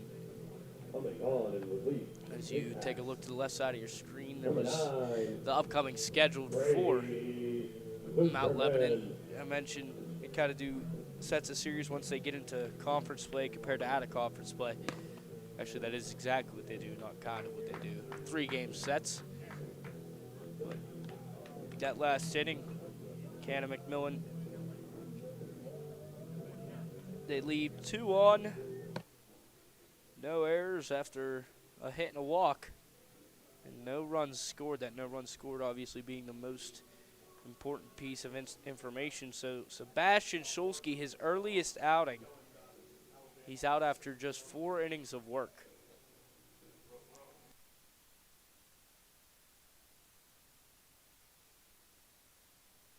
So Shulsky, he throws 89 pitches.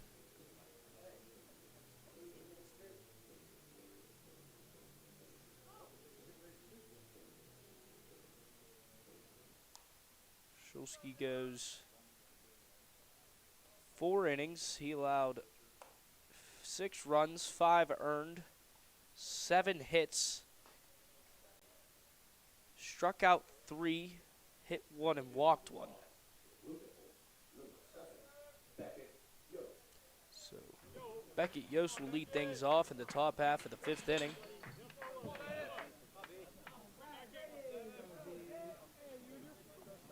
Shulsky's full stat line once again is 4 innings, 7 hits, struck out 3, walked 1, hit 1, and allowed 6. First pitch from Kloosterman is right back at us. I mean, I think my heart just stopped. I didn't even know. I didn't know where that ball was going. It hit the frame. I'm glad it wasn't at me. I don't know what I would have done. But that's an exciting first strike from Kloosterman, at least on our end of things. I want to just lower these planes of glass just a little bit. A lot of equipment up here. Kloosterman's 0-1 to Yost. It's a ground ball over to Petragus. Petragus, who, after his error, has been sound at that third base position. The hot corner is what they call it. On 2 pitches, Kloosterman gets Yost by way of 5-3 putout. Ironically enough, it's the 2nd time in a row Yost was retired in that form. James Golan, who's 1 for 2 on the day, singled and grounded out. Kloosterman's first breaking ball at the knees. Takes a strike. James Golan, just a freshman from Mount Lebanon. Definitely genetically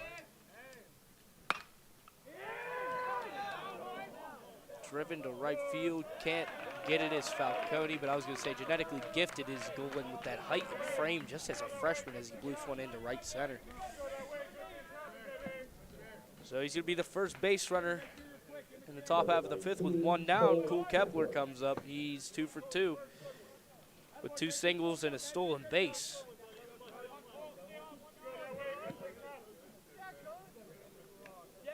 I said Kepler, I believe. I meant Kapler, excuse me. Kapler's first pitch gets through the left side of the infield between that, we'll call it the 5.5 hole between 3rd and short. In hockey, there's a 5, and I think they call it a 6 hole. I think it's under the right blocker of a goalie, like between the arm and the stomach. The temperature dropping just slightly. Now start to get the cool down as the sun comes down. Sunset, I believe, is around 7:57 today. We're going to get up there as the longer days keep continuing until, I believe it's June 19th this year. I'll look at it officially, maybe. Maybe not. Kloosterman's nothing to Isner 0 for 2 on the day, grounded to a 4-6 fielder's choice in the first and a 6-3 ground out in the third. 6-3 is just a ground out to short. Neither runner being held on. It's Golan at second, Kapler at first. Bloop single and a hard hit single to the left side is how they got there. The 1-0 from Kloosterman's low.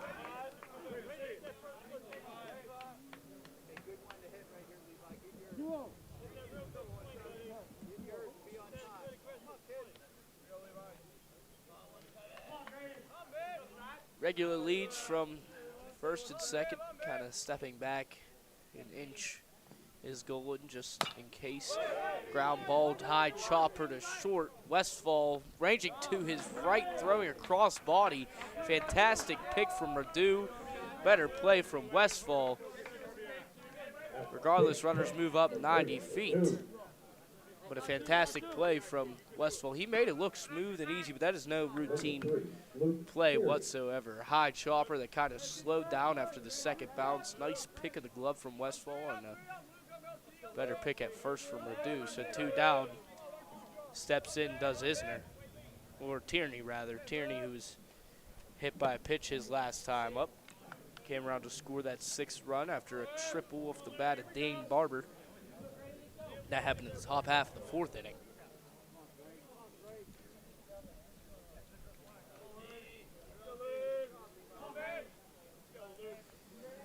First time facing Kloosterman.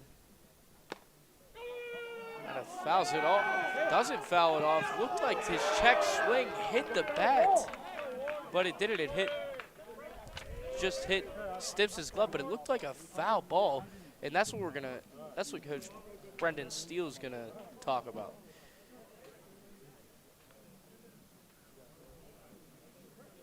We'll find out. I mean, maybe I'll take an ear off and try to hear this discussion between these umpires.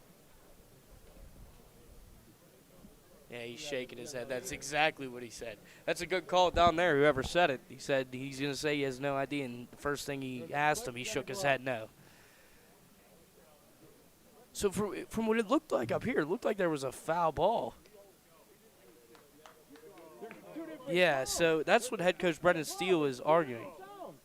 Yeah, the ball changed direction before it hit the glove of Stimpson. That's why Stimpson struggled catching it. Stimpson's going to Pittsburgh to play baseball. So a strike rate down the middle, usually wouldn't have any trouble with it unless it was foul tip. But despite controversy, run from third scores. That's Golan, who crosses the plate off of it. It's going to be ruled as a pass ball. Probably should be a foul tip, neither here nor there. Maybe a run gifted to the Blue Devils, but the 1-1 from Kloosterman to Tierney is in there, or is inside, rather.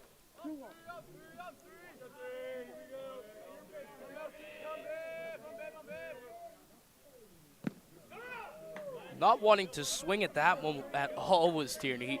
He had swung, and then knowing that Kloosterman beat him with the pitch, just kind of accepted defeat and gave 25% follow-through swing, kind of a nod to the pitch of Kloosterman. So 2-2, 2 outs. The delivery to Tierney, he struck him out looking. So Mount Lebanon gets a run off of another steal to home plate, which will be ruled as a pass ball. They extend their lead. It's 7-1. We head to the bottom half of the 5th inning.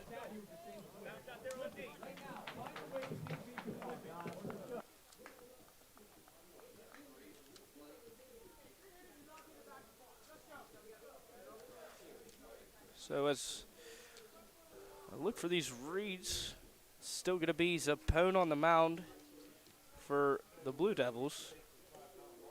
But today's broadcast is brought to you by All-Star Sports Bar and Grill in Cannonsburg, your go-to destination for great food, cold drinks, and wall-to-wall sports.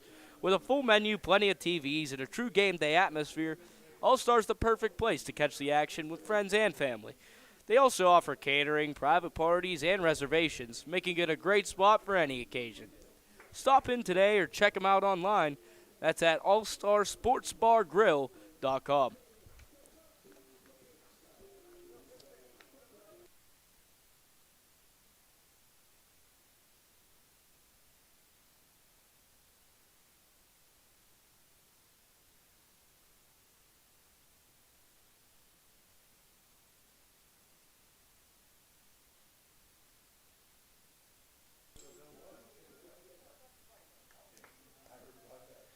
Leading things off, and Kloosterman is going to take spot of Sebastian Schulski. Grady Kloosterman.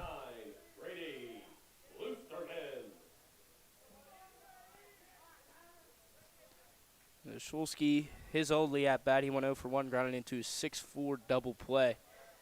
Or lined into a 6-4 double play. It was Redu on second. That ball driven straight to the backhand of Barber, who tossed it on to second to Yost. That's how Schulski was retired, but it's Kloosterman relieving him. That one's driven down the right field line. It's fair. Kloosterman rounding first. He's headed for second.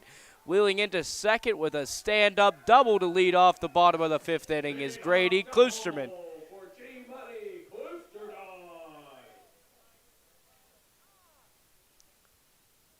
We're going to have a courtesy runner. It's going to be Alex Easlip, the junior, pinch running for Kloosterman. Courtesy running. If he was pinch running, he would just take over for Kloosterman entirely.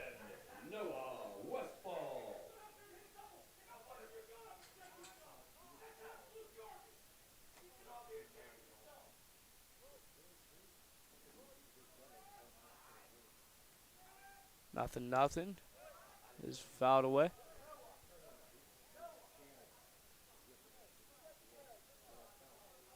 Heated cover. Heated demand or heated comment from the dugout of Canon McMillan. I don't know if it was toward the field or home plate umpire. Neither reacted, really.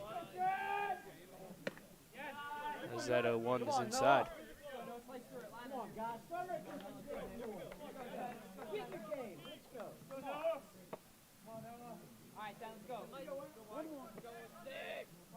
Come on, Noah, let's go, baby. Come on, Noah, we can do a job. The 1-1 to Westfall. So.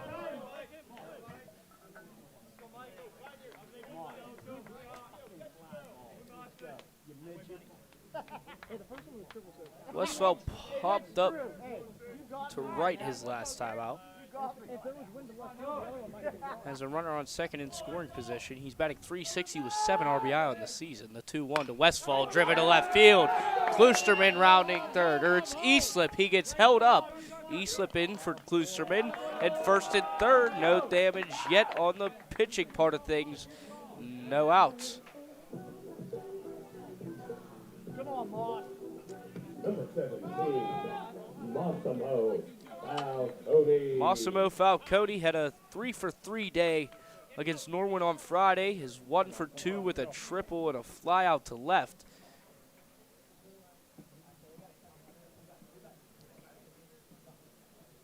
Pat Muskuski, head coach, holding a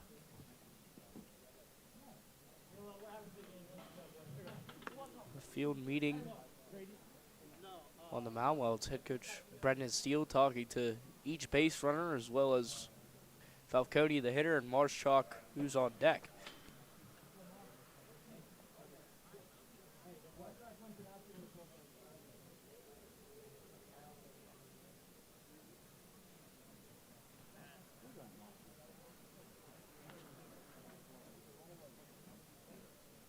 Let's go, let's go. In the meantime, before we get started, today's game is sponsored by Life in Motion Chiropractic Center, helping you move better, feel better, and guess what? You're going to live better also. So Westfall with a single, he's on first. Following the double from Kloosterman, he was courtesy ran for Easlip. He got to third, was waved to him by head coach Brendan Steele, but then put up the brakes. And it's Michael Zappone, who through 4 innings of work has been very efficient up to this point. He's allowed now 6 hits. 7 hits, rather, and only a run, while leaving 3 runners of Canon McMillan stranded. Some of those double plays where runners were on and weren't able to get back to the bag. Generous lead from Westfall at first. The first pitch to Falcone is fouled back. Come on, Moss. Line drive, buddy. Let's go. Line drive. Come on. Come on, Moss. Come on, Moss.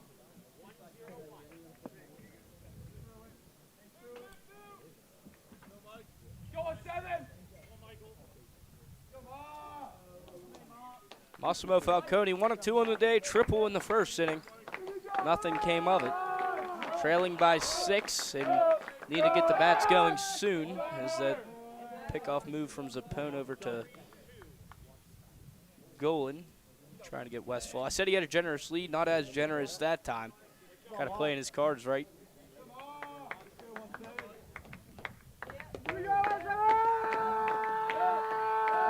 Rich Rodi, that first base coach, letting Westfall know the news. Falcone down the left field line, it stays fair. From third is Eastland.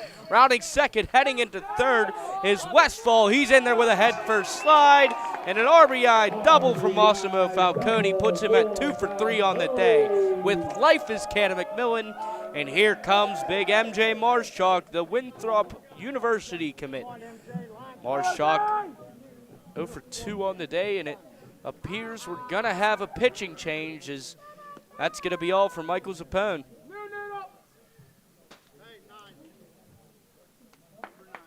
So Zappone, with not recording it out,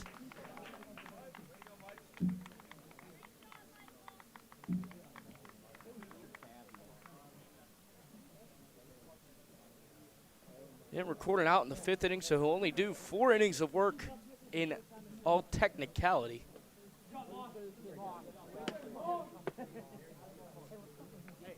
Looking for some live stats for today's game. So we'll pull them up here soon. It's now a 7-2 lead, but threatening is Canon McMillan. Second and third, no outs. It's Falcone on second with speed. A base hit to the outfield will score him pretty much guaranteed. And that would mean 7-4. So simplicity at the plate is all Canon McMillan needs with this advantage of runners in scoring position and no down. So Zappone will go, or Zappone rather. He'll go 4 innings. These 2 runners are to him, so no runs yet officially. So he goes 4 innings, allowed 8 hits. He's allowed 2 runs up to this point. Hasn't struck out any Big Macs. He didn't walk any either.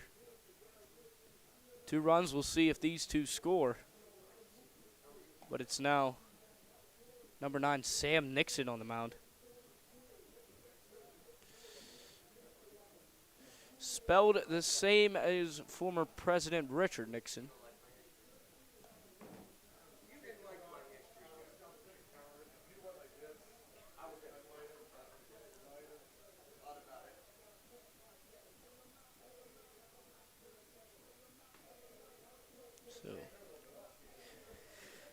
Grady Glusterman, who relieved Sebastian Schulski, started this inning with a double down the right field line.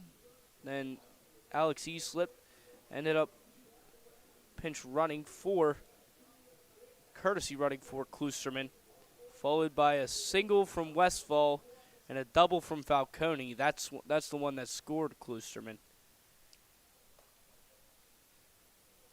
So MJ Marshchalk is going to be the break. That's where I'm going to highlight that one with a little green pen just to make sure we don't forget it. And we'll highlight Zappone there too. I'm just telling you what I'm doing on the paper at this point, but I'll tell you who we're thankful for today. We're thankful for Brochacho's Salsa. This game's powered by Brochacho's Salsa. They have bold flavor, fresh ingredients, and a local brand that brings the heat. If you haven't tried it yet, you're missing out. That's Brochacho's Salsa. MJ Marshchalk now in.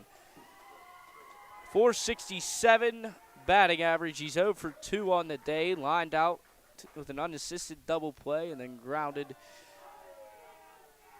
to third. Both times we're down that left field line. We'll see what MJ Marshchalk can do against Sam Nixon. Nixon's first pitch was a ball. The second delivery is kind of yanked outside. Good job there behind the plate from Levi Isner. Levi Isner, he wasn't as quick to react. That one could have got away. And with some speed on third is Westfall. May have broken the 2-0 delivery to Marshchalk. Wanted it, kind of fell in there. Marshchalk likes it, tells bench, settle down. On second is Falcone by way of double. Westfall got to third on that double. So that's the positioning on the bases. No outs. The 2-1 to Marshchalk. That one's popped foul. Marshchalk staying alive. Top two buttons of the jersey unbuttoned. Little swagger with the chains out. Winthrop University. Talent all around the diamond today. And the outfield for Mount Lebanon as well. Graham Keene. In terms of the next level, there's many guys going to play. The 2-2 from Nixon. Marshchalk swings at a ball at the eyes. It's popped. No infield fly. Calling off Yosis Barber, and Marshchalk now 0 for 3. So Nixon's first batter faces MJ Marshak gets him to pop out. Number 1, Troy Stimson. Troy Stimson, 0 for 1 today, has walked in the 4th. Come on, one, let's go. Hit him open a horn. Let's go!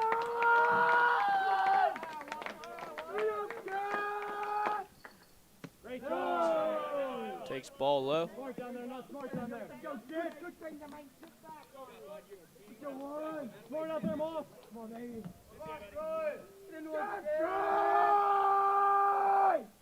Nixon's 1-0 to Simpson. He looks on kind of like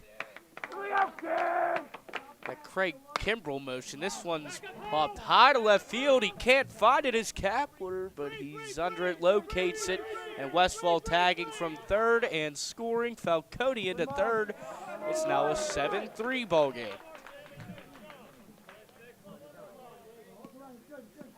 Everything right now, you'll take that run, so it's going to go as a sacrifice fly, RBI for Stimson. No, Westfall scores from third. Falcone over to third.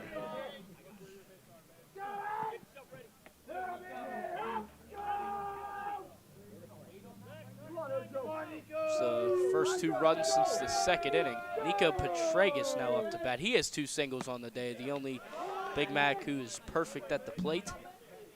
Singled and scored his first time up, and ripped one in his 2nd at-bat last inning.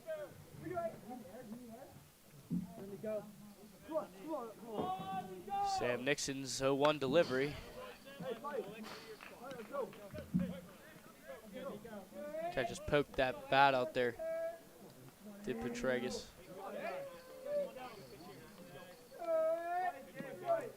Flicks up the bat. Wind still blowing in that north direction. Runner on third is Falcone. He reached by way of the double. The 0-2 delivery to Petragus. It's a breaking ball, nowhere near the zone.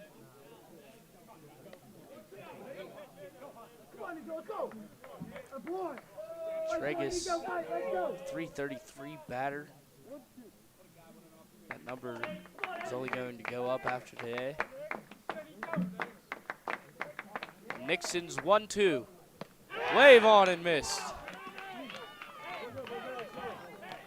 Petragus goes down by way of swinging strikes, but Canon McMillan plates 2 on 3 hits. They leave Falcone on. No errors committed by Mount Lebanon. It's a 7-3 ball game. We head to the top half of the 6th inning.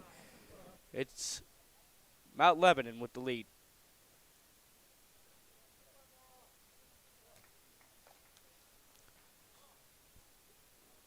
Brought to you by the Mariana Outdoorsman Association is Keystone Global Media's product of today. They are preserving the outdoors and building the next generation. Visit MarianaOutdoors.com.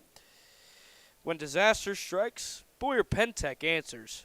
Fast response, full rebuild, and a team you can trust to get it done right.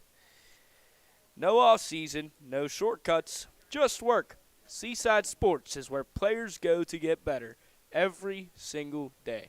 That's the letter C, Side Sports.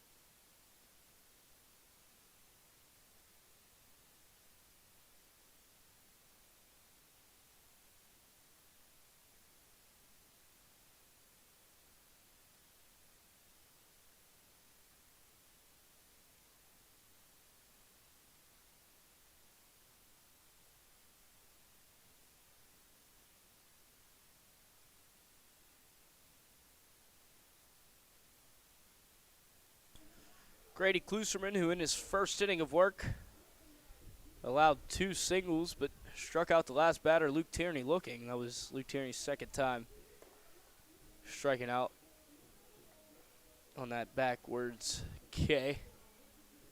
And that'll bring up Graham Keene. Keene, who I may have hyped up a lot coming into this game. It's because of his ranking in those being one of the top players in Pennsylvania and committing to Vanderbilt. Obviously, some names that stick out: Jack Leiter, just of recently. Jack Leiter, Kumar Rocker. They were rumored to go like 1-2 in that 2019-2020 draft, and now they're both members of the Texas Rangers, or last time I checked, were at least, unless they got traded yesterday. But I remember Kumar Rocker. Everyone was so upset that the Pirates drafted Henry Davis over Rocker. Henry Davis, who has probably had his best start to a season so far in the MLB, but this time it's Graham Keane. Maybe getting there one day from Klusterman. The first pitch is outside.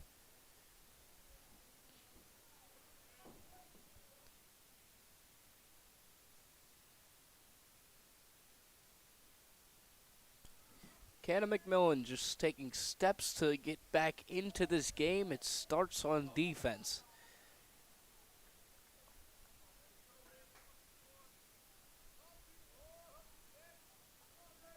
Top half of the 6th inning, Shulsky started this game, his earliest outing of the season so far. Sorry, I just hit the mic if anyone was listening. Probably a loud spike, swung on and missed. It was a 2-1.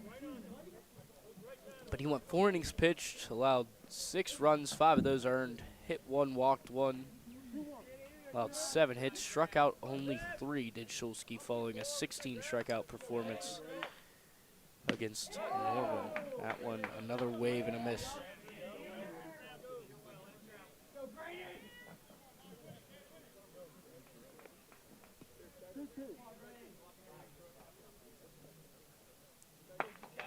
Seven-3 ball game. The 2-2 to the leadoff batter, and the 6 grounded to the left side. Past Petraeus, ranging to his right is Simmons, trying to cut him off. Graham Keane reaches base for the first time today. Ripped that single past Petraeus. The exit velocity of that one gave no chance for the glove of Petraeus. His first pitch was at 4:01 p.m. It is 5:52, so what appears to be, what is going to be probably the longest broadcast of our young season as we bring to you Canon McMillan baseball. Graham Keane on first. Dane Barber, he's 2 for 3 on the day. Singled and scored in the first, reached on an error in the second, brought home that 5th run on a wild pitch, and then tripled in the 4th. And it brought home Luke Tierney, who was hit by a pitch. That one's driven to center field. Massimo Falcone to his right, under it, 2 down.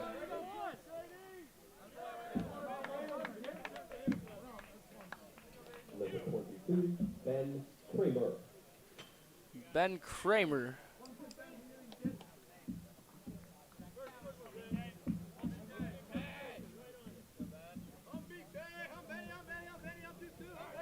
And number 22, the pickoff move gets away from Radu, and Graham Keane's at second. So that'll be an error on the throw. That'll go as an E1. That advances Graham Keane. Keane with some length. Class of 2027. Wind's really moving now. Heavy toward the northeast direction. Klusterman. That pitch is fouled back. 0-2 count.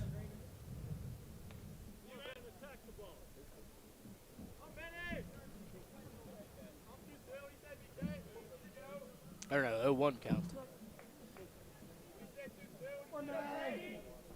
Following the pickoff move. Kramer 1 of 3 today. Singled and scored his first time up with a stolen base.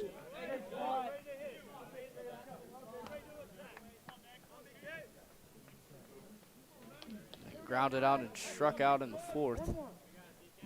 His first time facing Klusterman.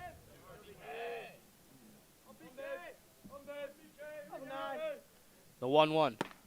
Breaking ball up. Come on, kid. Head coach Pat Muskowski telling Graham Keene to get back, but really no threat of a throwdown. Neither Marshak nor Westfall were there to cover the throw from Stimson if it had occurred. It did not. The 2-1. Swung on a miss.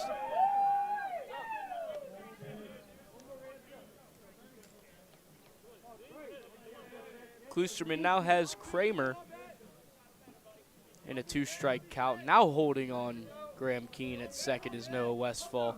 Now MJ Marshak doing his fair share of holding him on. Not a true generous lead. The 2-2. If it missed on a technicality, it was not by much, as the breaking ball appeared to have fallen in there just inside. Solid pitch from Kloosterman regardless. He relieves Shulsky to start the 5th. Has done a fair job so far. The full count is to us once more, and didn't jump as hard that time. Didn't hit this pane of glass. All good here, if anyone cared. The actions and the diamond. So we get to another full count to Kramer.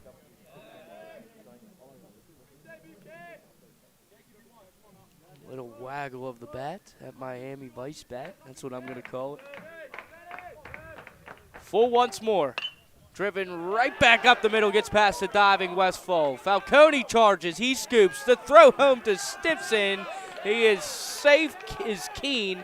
And getting to second on the throw home is Kramer. Mount Lebanon extends its lead. They go back to a 5-run lead. It's 8-3 in the top half of the 6th.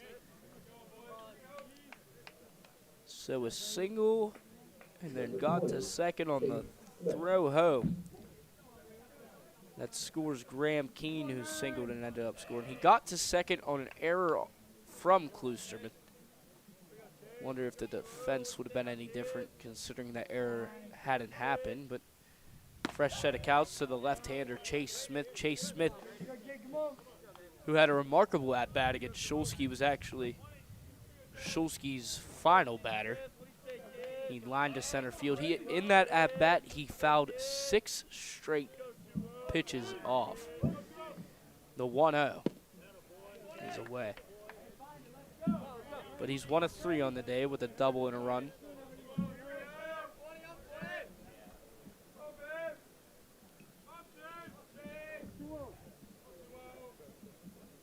Only 2 Blue Devils have not crossed home today. Those being Levi Isner and Cool Kapler, the 7-8 hitters. Aside from that, 1 through 6, yep, and then Luke Tierney cross-played in the 4th. The one you ask who did it twice, it's Dane Barber. That's how we have 8. Kloosterman's 3-0. The runner goes from second. The throw in, he is safe. In there with a solid jump was Kramer, so runners on the corner with 1 down. So, pitch running for Kramer. We're going to have a double switch. I heard what he said. I should have took the headset off so I have all those adjustments so we don't have to stall before I get them to you legitly.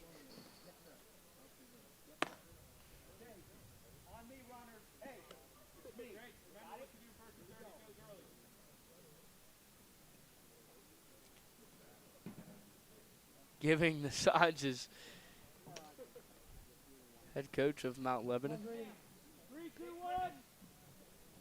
Number 7, second, Yost. First and third, 1 down.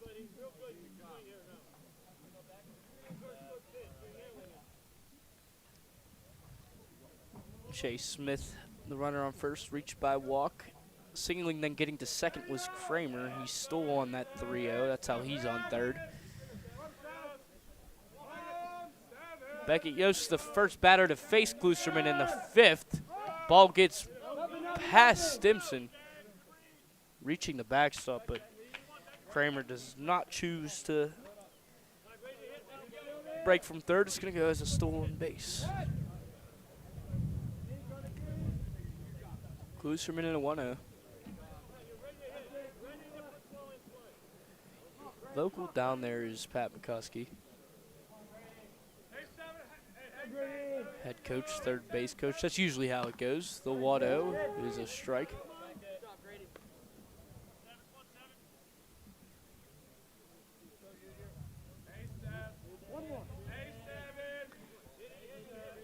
Infield playing in about a half step from the bags on the green part of that turf.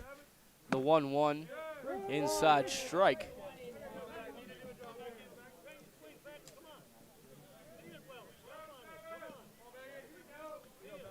Grady Kluserman, who relieves Sebastian Schulski.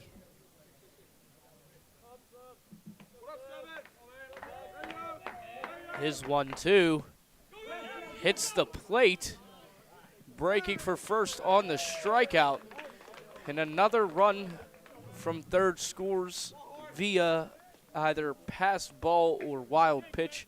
I believe that's the third time that has happened today for the Mount Lebanon base runner. And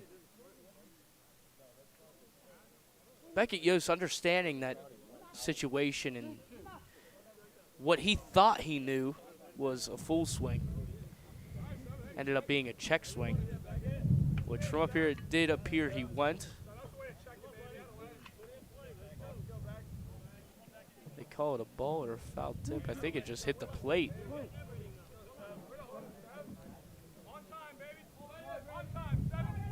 The 2-2 is up.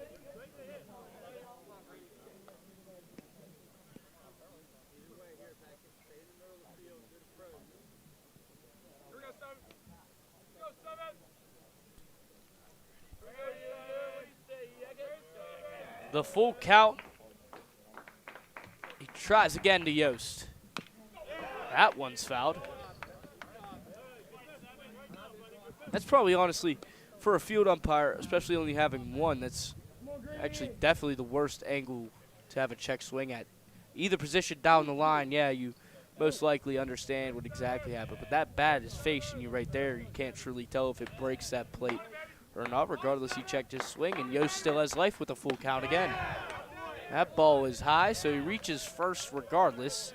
Instead of a strikeout, drop third strike, it's a base on balls, and runners at the corners once more.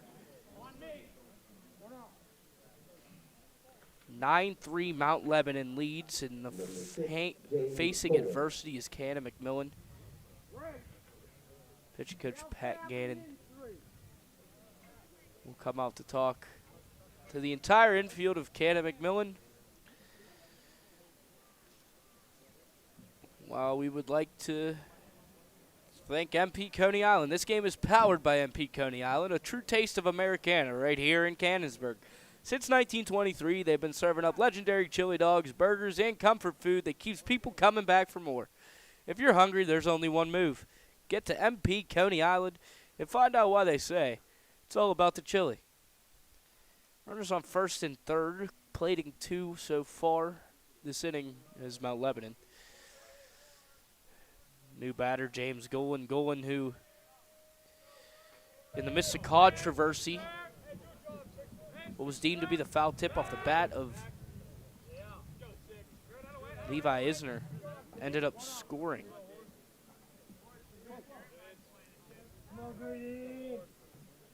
So it was a foul tip, but they deemed it not a foul tip.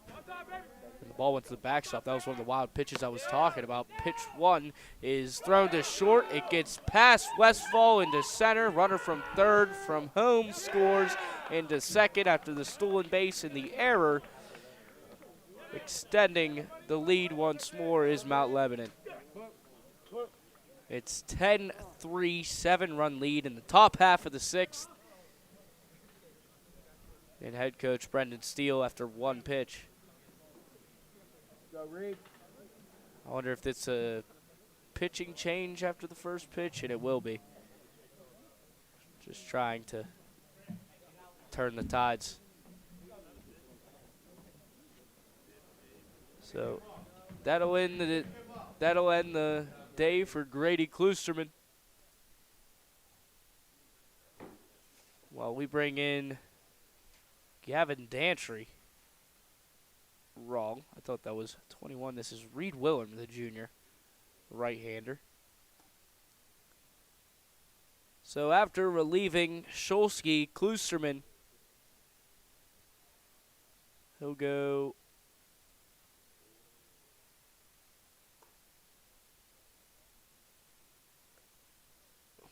one and a third.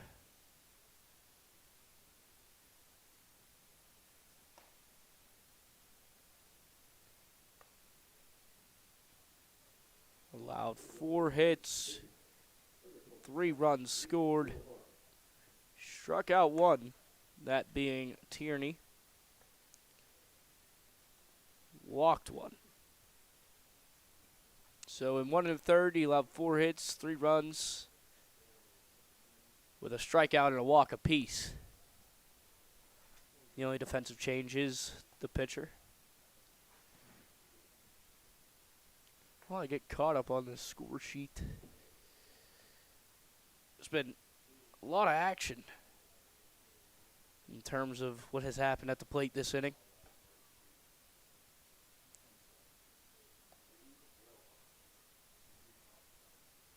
James Golan will bat. I believe there's a ball in this count. I think they took Kloosterman out right after that high ball and then the throwdown. So it was a Pat Gannon pitching meeting, followed by a ball, and then an error on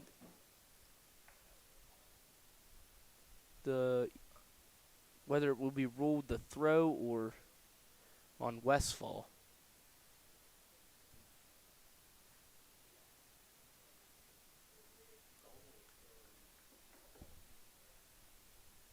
One-0 count is confirmed.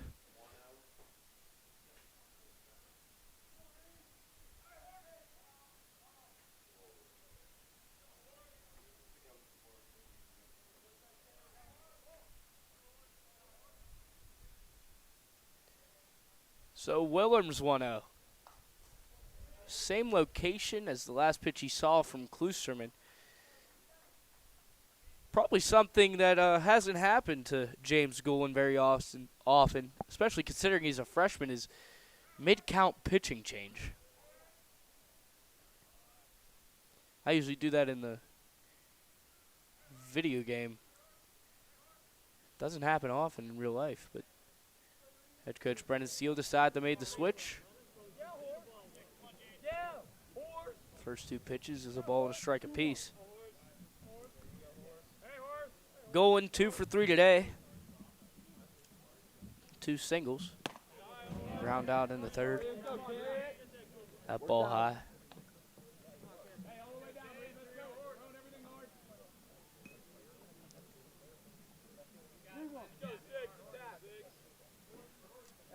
At Mount Lebanon tomorrow are the Big Macs. Same 2 teams, but it's going to be Marschalk on the mound instead of Shulsky. Marschalk, who struck out 14 Norwood Knights in his last appearance. Number 19, Cole Kepler. That's a walk to Golan. Cole Kepler, 3 for 3 on the day. The only Blue Devil who is 3 for 3. All singles. Hasn't scored yet, however.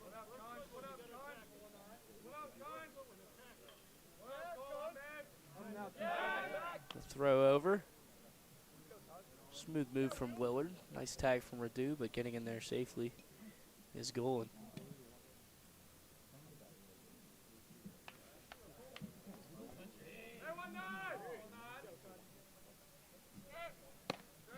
The throw down from Stimson gets the runner handedly. Great throw from Troy Stimson. Just a rocket of a throw, popped up, already had his gears ready.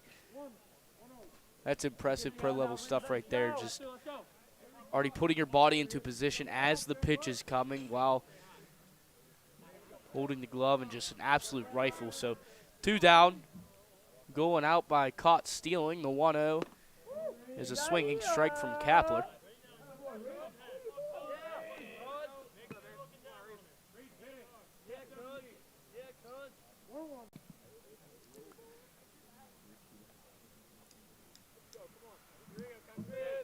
Williams 1-1. Little low.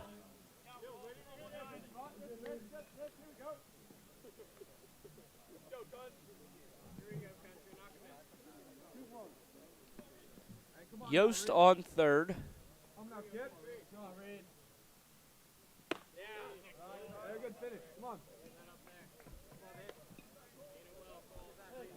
That 2-1 is away.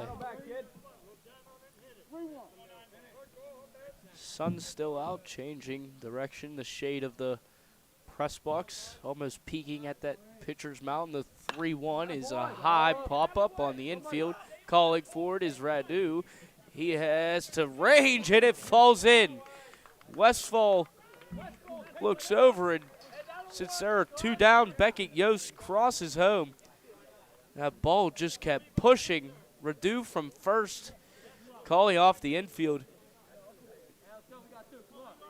And a plethora of fielding mistakes from the Canon McMillan Big Macs and the Blue Devils. An 8-run lead. It's 11-3. Advancing to second on that pop-up is Kapler. It's Golan that comes home to score. Kapler remains on second. Golan got caught stealing. And it was Yost that crossed the plate there. I apologize. So. It'll be by way of error. The 0-1 is fouled our way, but softly.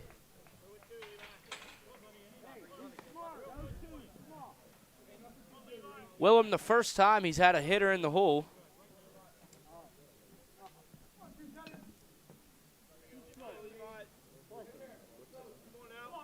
His third batter, Levi Isner. 0 for 3 on the day, grounded into a fielder's choice, then 2 ground outs followed. The 0-2 missed either up or just outside. Don't really have that exact angle, but regardless, that's the first ball. Sophomore Levi Isner, so a younger team compared of what is Canon McMillan. The 1-2 from Willem is driven to center field. Falcone ranging in, diving, gets past him, hits the glove, but stays there. Rounding second, heading for home is Kapler. He gets in there standing up. And a single from Levi Isner, his first hit and an RBI of the game. Cool Kapler, who I said was 3 for 3. And hadn't scored, now finally has. So 8 of 9 Blue Devils within this lineup have scored. Pinch running for Isner on first. Let me find that lineup card real quick. His number, I believe that's 13 over there at first. Unless he's wearing a different jersey.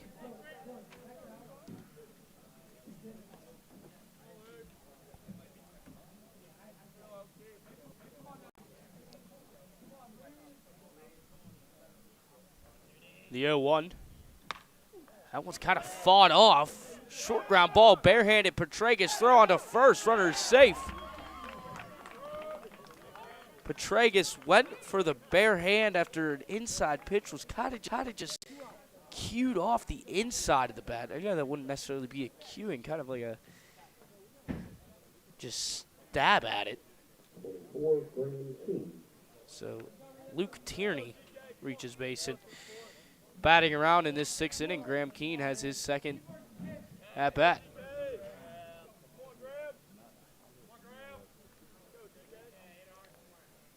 First pitch to Keene is in the dirt.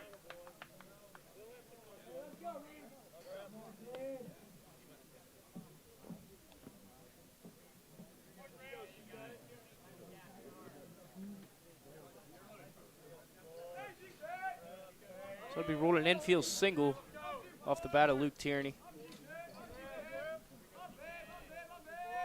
The 1-0 is a strike.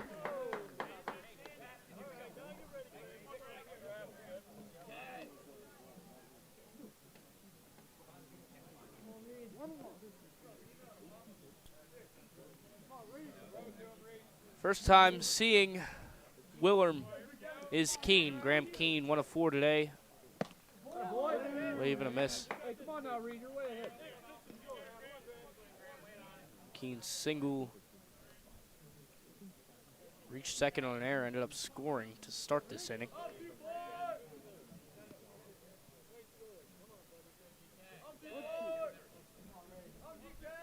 5 runs in the 6th for Mount Lebanon. They grow stronger as the game goes on.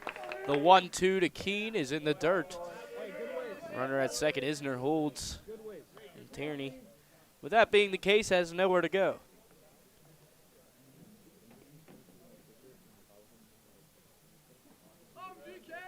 Willem, the junior, came in relief about 5 batters ago for Grady Klusterman, who was in the midst of an at-bat, just threw a ball to James Golan. It's Willem's turn. The 2-2 is a pop fly on the infield. Calling for it is Westfall. He's coming in with the wind blowing. He's under it, and that's the 3rd out of an inning that the Canon McMillan Big Macs would like to forget, but for Mount Lebanon, it's probably one to remember. 5 across against the undefeated Big Macs in the top half of the 6th to give them a 9-run lead. We head to the bottom half of the 6th. It's 12-3. Blue Devils lead the Big Macs.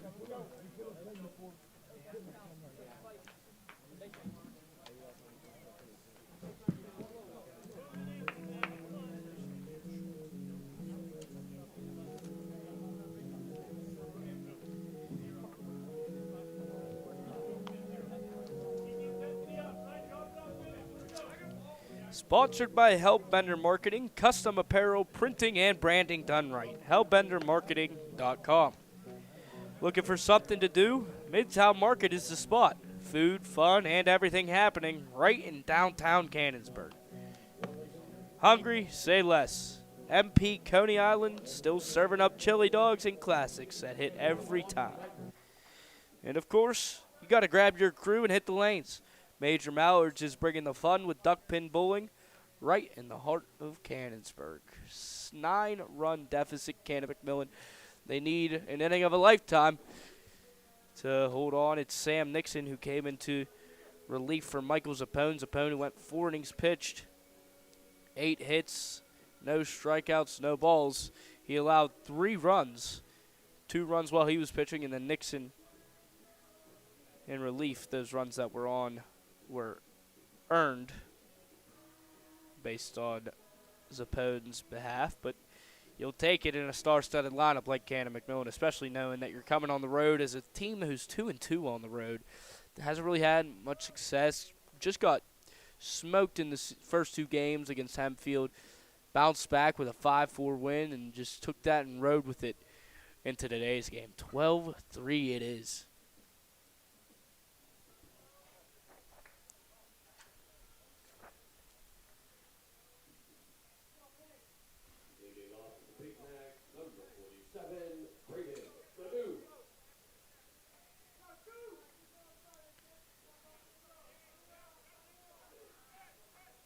Braden Radu, 1 for 2 on the day with a single and a fly out.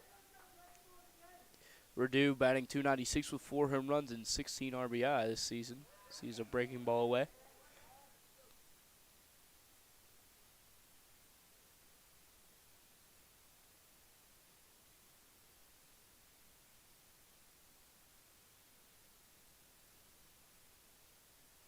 The 1-0.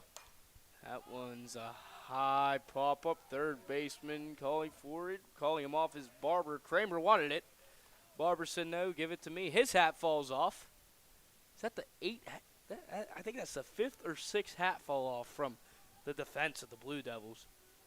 I tell you, they better get with their guy or girl, whoever makes those hats, and Yeah, we got to get them tighter. Get these fitted hats tighter.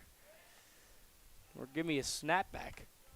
Caden Laskowski batting .250 as a senior, his senior season. Got his first RBI today. It was 1 of 3 runs scored.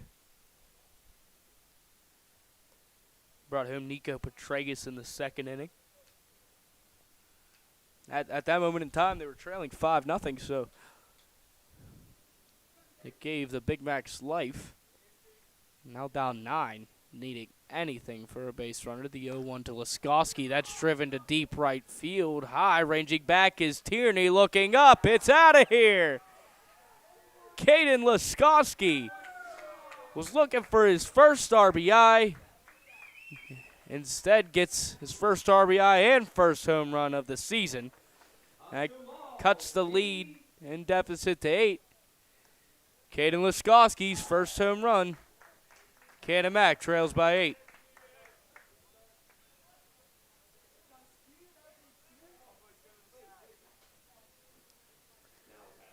There is no time frame in baseball, so maybe some juice just to get the boys going is all they needed. Blake Simmons now into bat. He's 0 for 2 on the day. Flew out to center both times. He's strike 1 from the hand of Nixon.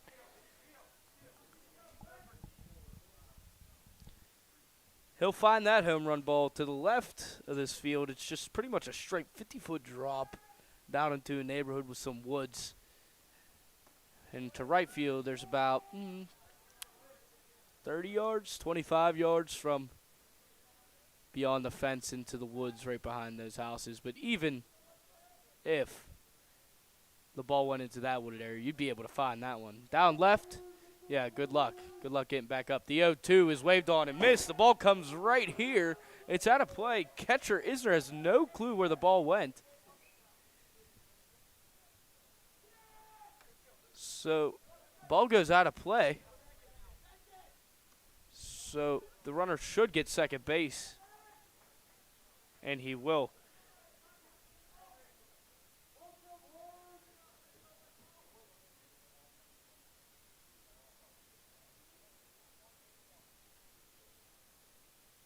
So the runner doesn't get second, even though the ball went out of play. We're going to have another umpire discussion. Let's see if they're on the same page this time. It appears they are. Head coach Brendan Steele is going to want an explanation.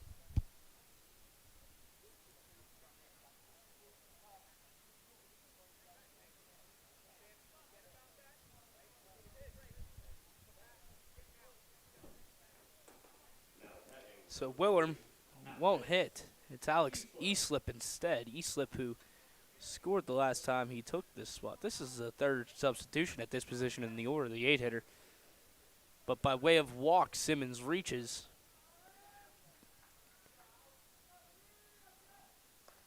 Easlip sees strike 1.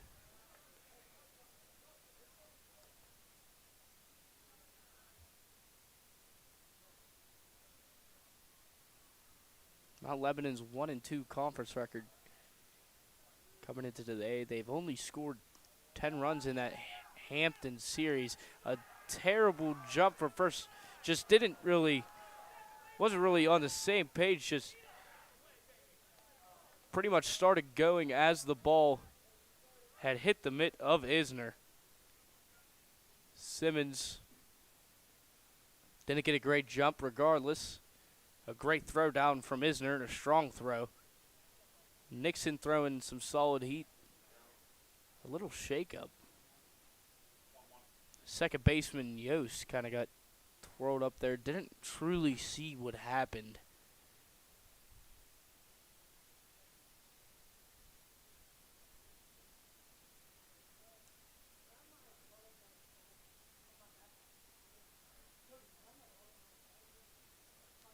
This is something I've never seen. The trainer, head coach, and the whole team surrounding the shaken up Yost. Beckett Yost at second base. He's walked twice. So he's walked twice and grounded up to the third baseman twice. It went walk, ground out, walk for Yost. He also has 2 runs. both of those being with the walks. All good. Some harm, no damage. Batting is E-Slip. He's a 1-1 count.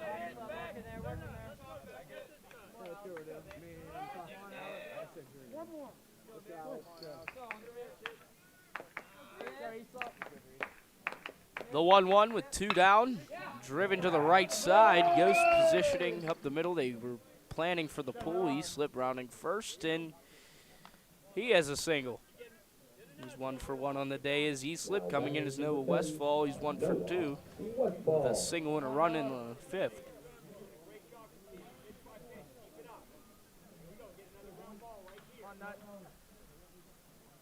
Stay hard, Westfall. Let's go.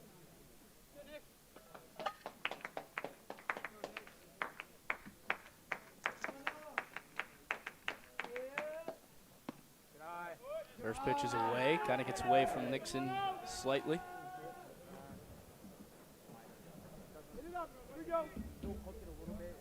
Nixon with the solid color socks and the pants pulled up to the knees. Kind of that old 1920s look. This one's a high chopper to the third baseman Kramer. On to first, long throw. Great play from Kramer. Good scoop from Golan. 5-3 putout ends the bottom half of the 6th inning. We go to the top half of the 7th. It's Mount Lebanon 12. Canon 4. This game is powered by Brochacho's Salsa. Bold flavor, fresh ingredients, and a local brand that brings the heat. If you haven't tried it yet, you're missing out. It's also powered by All-Star Sports Bar and Grill. It's the ultimate game day spot.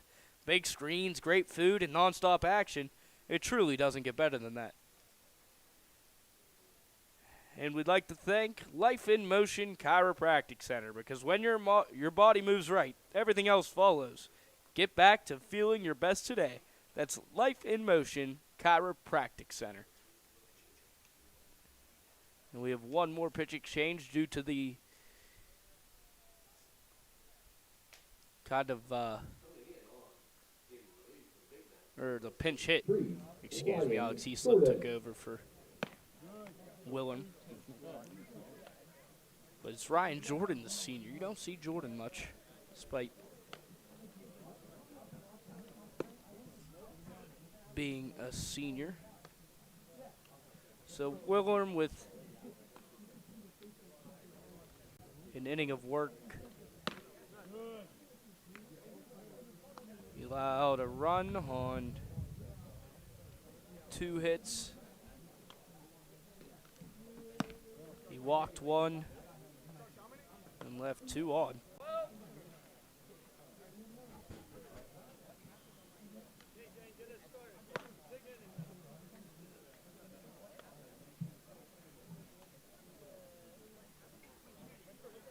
Or Willem 2/3 of an innings pitch, because he relieved when Klusterman had already gotten Dane Barber to fly out.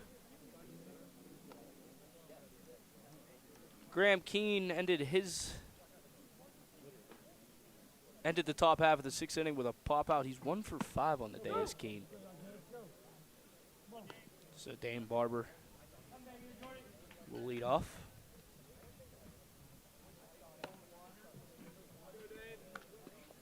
Leading off for the Blue Devils, number 14, Dane Barber.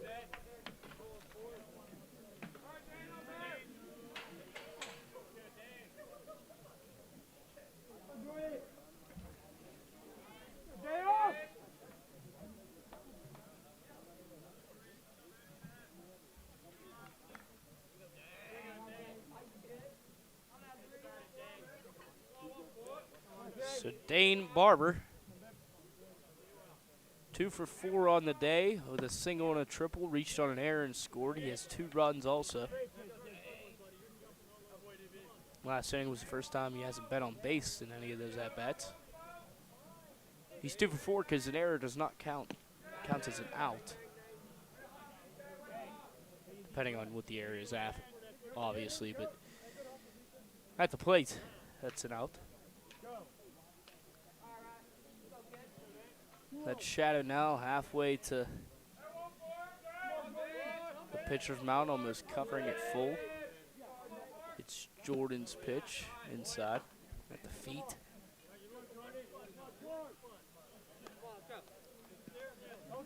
Longest game of the season so far.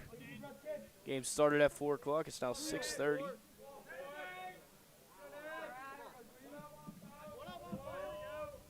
Jordan's 3-0 is a check swing grounder. Westfall up with it. Radu the stretch.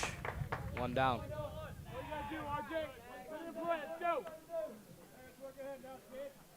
Number 22, 10, Kramer. Whole scorecard almost just delayed the game. I caught it midair. Kind of felt like Spider-Man for a second. Ben Kramer, 2 for 4, 2 singles, 2 runs, struck out, and grounded out.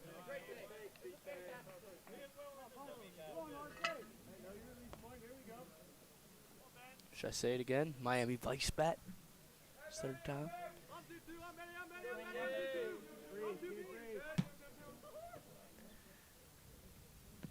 Wave and a miss.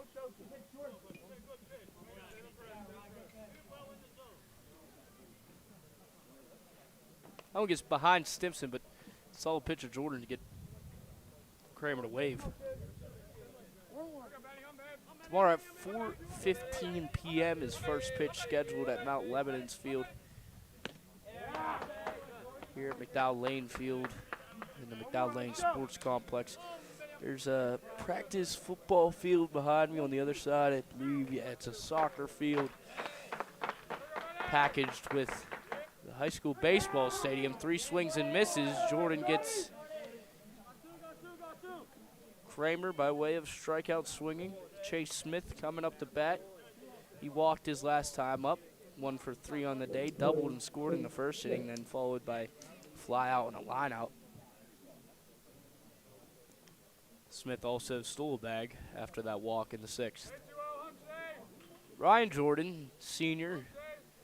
Haven't seen much of him. He's been efficient through the first 2 batters. Another wave.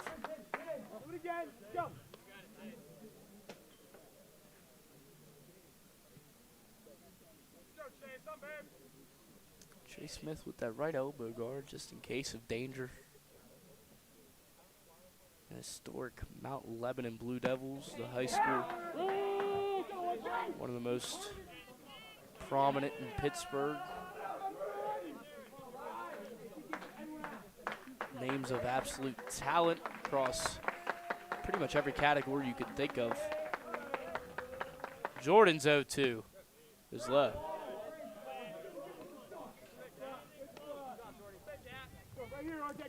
Sun's now moving fairly quickly. Just about an hour 20 till sundown. Ryan Jordan's 1-2. Is a check swing away. Wasn't truly close.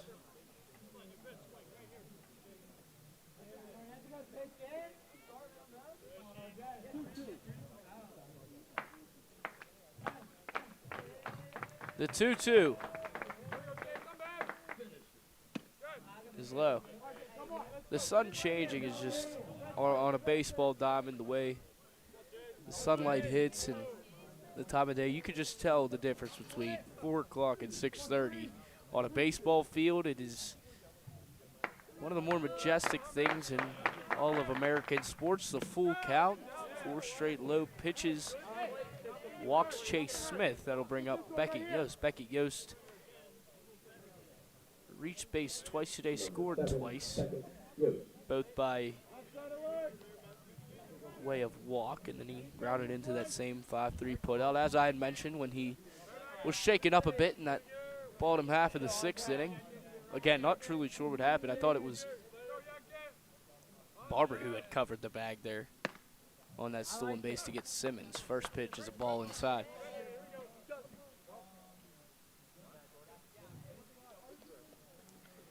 That was Chase Smith's second walk today.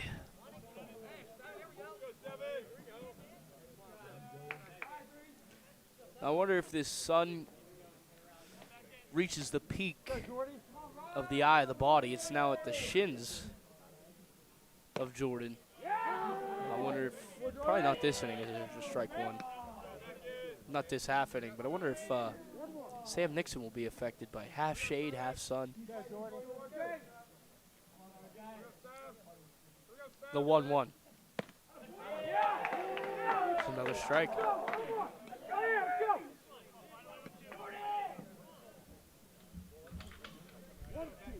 Leading by 8, runner on first is Chase Smith. He walked. The 1-2 delivery to Yost is away.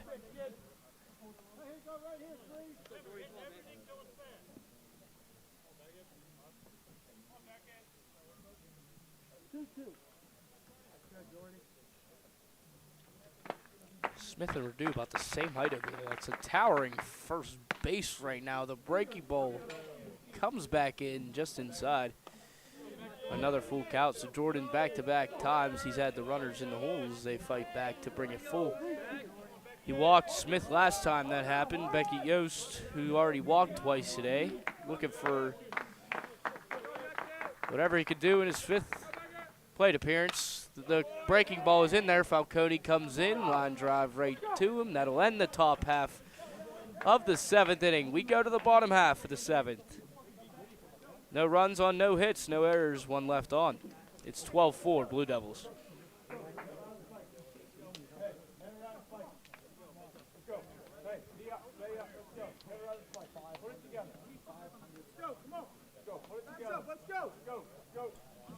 Needing the inning of a lifetime are all of these young men in the Canon McMillan blue and white pinstripe jerseys. Sam Nixon looking to close it at. He relieved Michael Zappone in the 5th inning. Zappone, who went 4 innings pitched, started that 5th inning. He allowed 8 hits, struck out none, walked none. Haven't really seen that on a scorecard. And then allowed 3 runs. I've seen this thing on X, Twitter, whatever you want to call it, I follow this account, MLB, like, pitchagami. So scoregami is a thing where in the NFL it's a score that never happened, and they post that sometimes, but there's MLB pitchers, like pitcher line-agamis. And this 4 runs, 8 hits, or 4 innings, 8 hits, 3 runs, no strikeouts, no walks. It's probably an agami. It's probably up there. 12-4, Canon McMillan leads to lead things off in the bottom half of the 7th. It's going to be Massimo Falcone.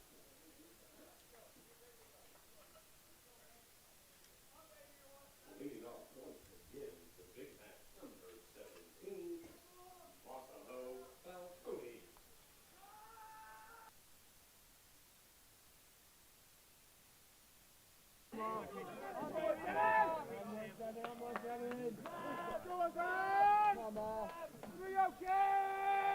Falcone 2 or 3 on the day with a triple, a double, and a fly out to left. Said he models his game after Luis arrives, and I asked him, well, what about the speed factor? He said, well, I don't really know. I just kind of like running.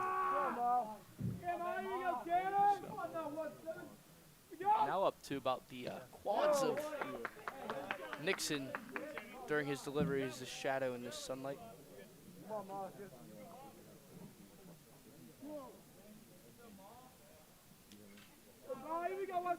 The amount of clouds in the sky has diminished throughout the game. The 2-0. Falcone sees a strike.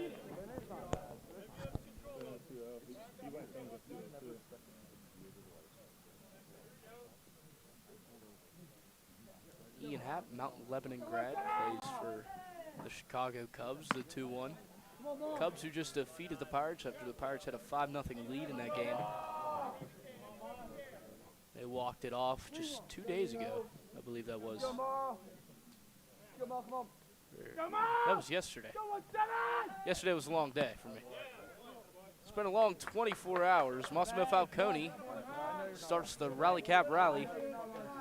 Down 8 runs, he walks. And with that speed on first, it's definitely not a guaranteed out. We'll see if he tries to go for that second base. You'll most likely see him try something, and then another Mount Lebanon grad, Don Kelly. So Don Kelly managing for the Pirates. Saw Ian Happ in the Chicago Cubs series as a Cub. A little nod there.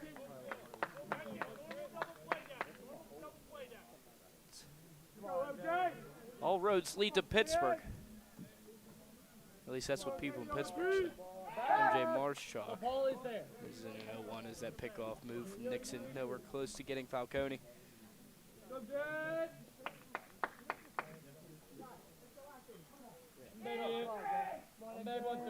The 0-1 inside.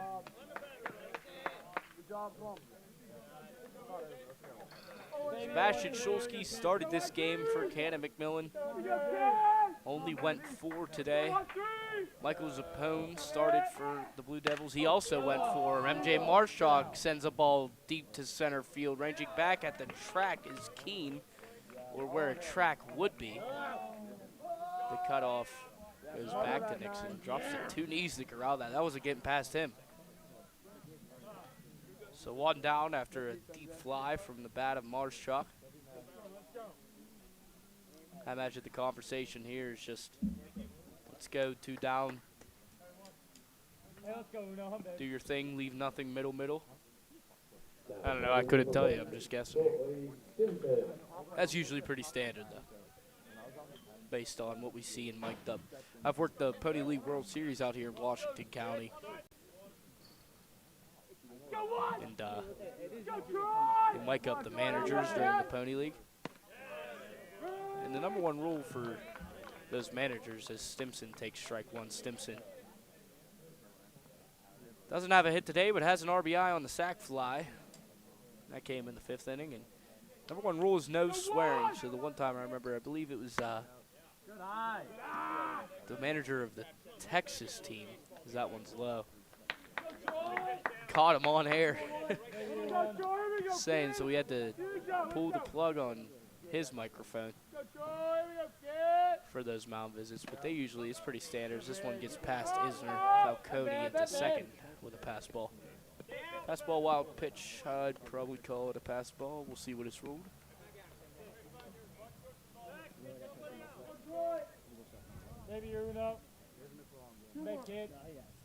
Runner in scoring position now for Stimson is Falcone. 1 down, trailing by 8, 2-1. If things stay the same here, wanting redemption tomorrow for sure in just about 22 hours, 21 and a half hours will be that first pitch.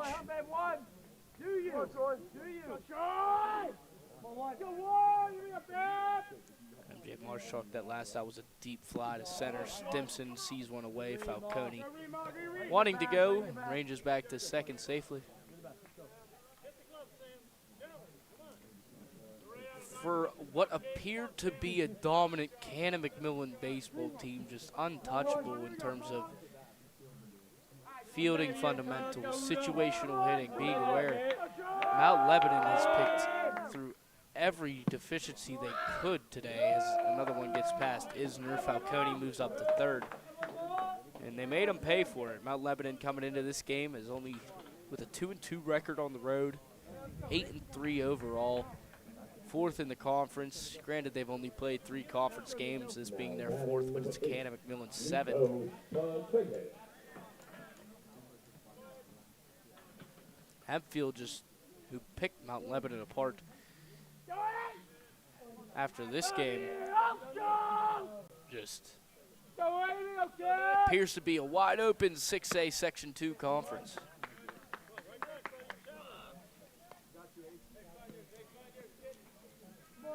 Talent on both teams is impressive, especially at the bat. Just fundamental ABs round and round. Petregas sees a 1-0 away. So runners on the corners with 1 down. Stimson reached way of walk. 2 walks in the innings is how we have our 2 base runners. Falcone's on third. Petregas sees a strike. The first one of the at-bat breaks in there. He's 2 of 3 on the day with a strikeout. Singled and scored in the second. Did Petregas. Neal said a single in the 4th, then struck out in the first at bat to Nixon. This one's cued off to the right side.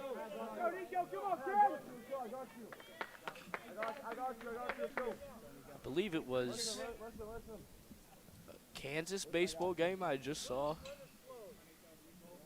They were down 4 runs in the bottom of the 9th and came back to win it with 5 solo home runs. That'd be impressive here. You already saw Caden Laskowski home run, his first home run and second RBI of the season. That came in the bottom half of the 6th inning. Set a towering drive to right, probably about 350, 360 feet. The 3-2 to Petragus. Ground ball left side. 5, 4, 3 is how it goes, but the runner Petragus is called safe at first.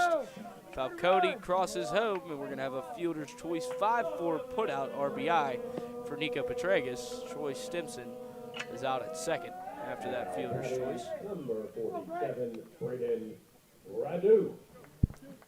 Kramer to Yost by way of 5-4 putout. Brings up Braden Radu with 2 down and runner Petragus on first. 12-5 now.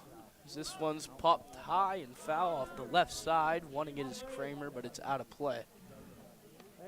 Reaches just beyond the grandstands. What is a set of about maybe 10 sets of bleachers along that third base line. Nixon's 0-1. There's a breaking ball away. On deck is Caden Laskowski, who homered his last time up, as I just mentioned. Radu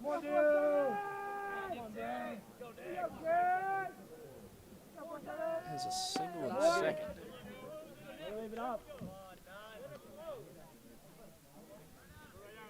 2-1 to Braden Radu.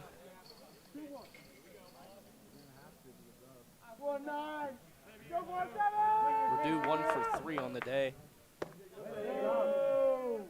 That's 3 in a row. Led off the 6th inning with an out.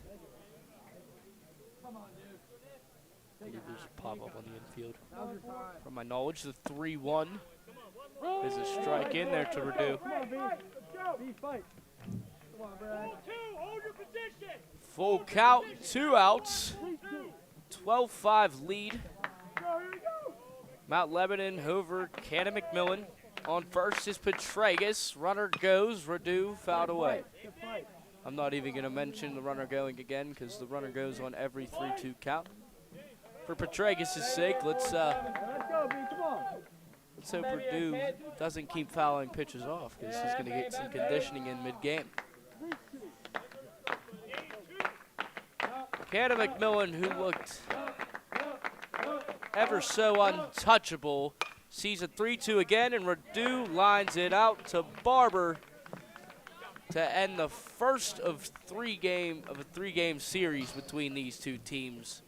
Canon McMillan handed its first loss of the season from a dominant performance on the Blue Devils side of things, one that Canon McMillan would like to forget or maybe remember, use it as fuel, and a big win for Mount Lebanon, gaining their 3rd road win and first win against a top conference opponent. Canon Mac will travel to Mount Lebanon tomorrow at 4:15 Seymour Field. Head coach Brendan Steele and Pat McCuskey will be the last two to meet in the handshake line. They had a long conversation in the pregame, did Steele and McCuskey. But an impressive feat all around. Great baseball from the Mount Lebanon Blue Devils.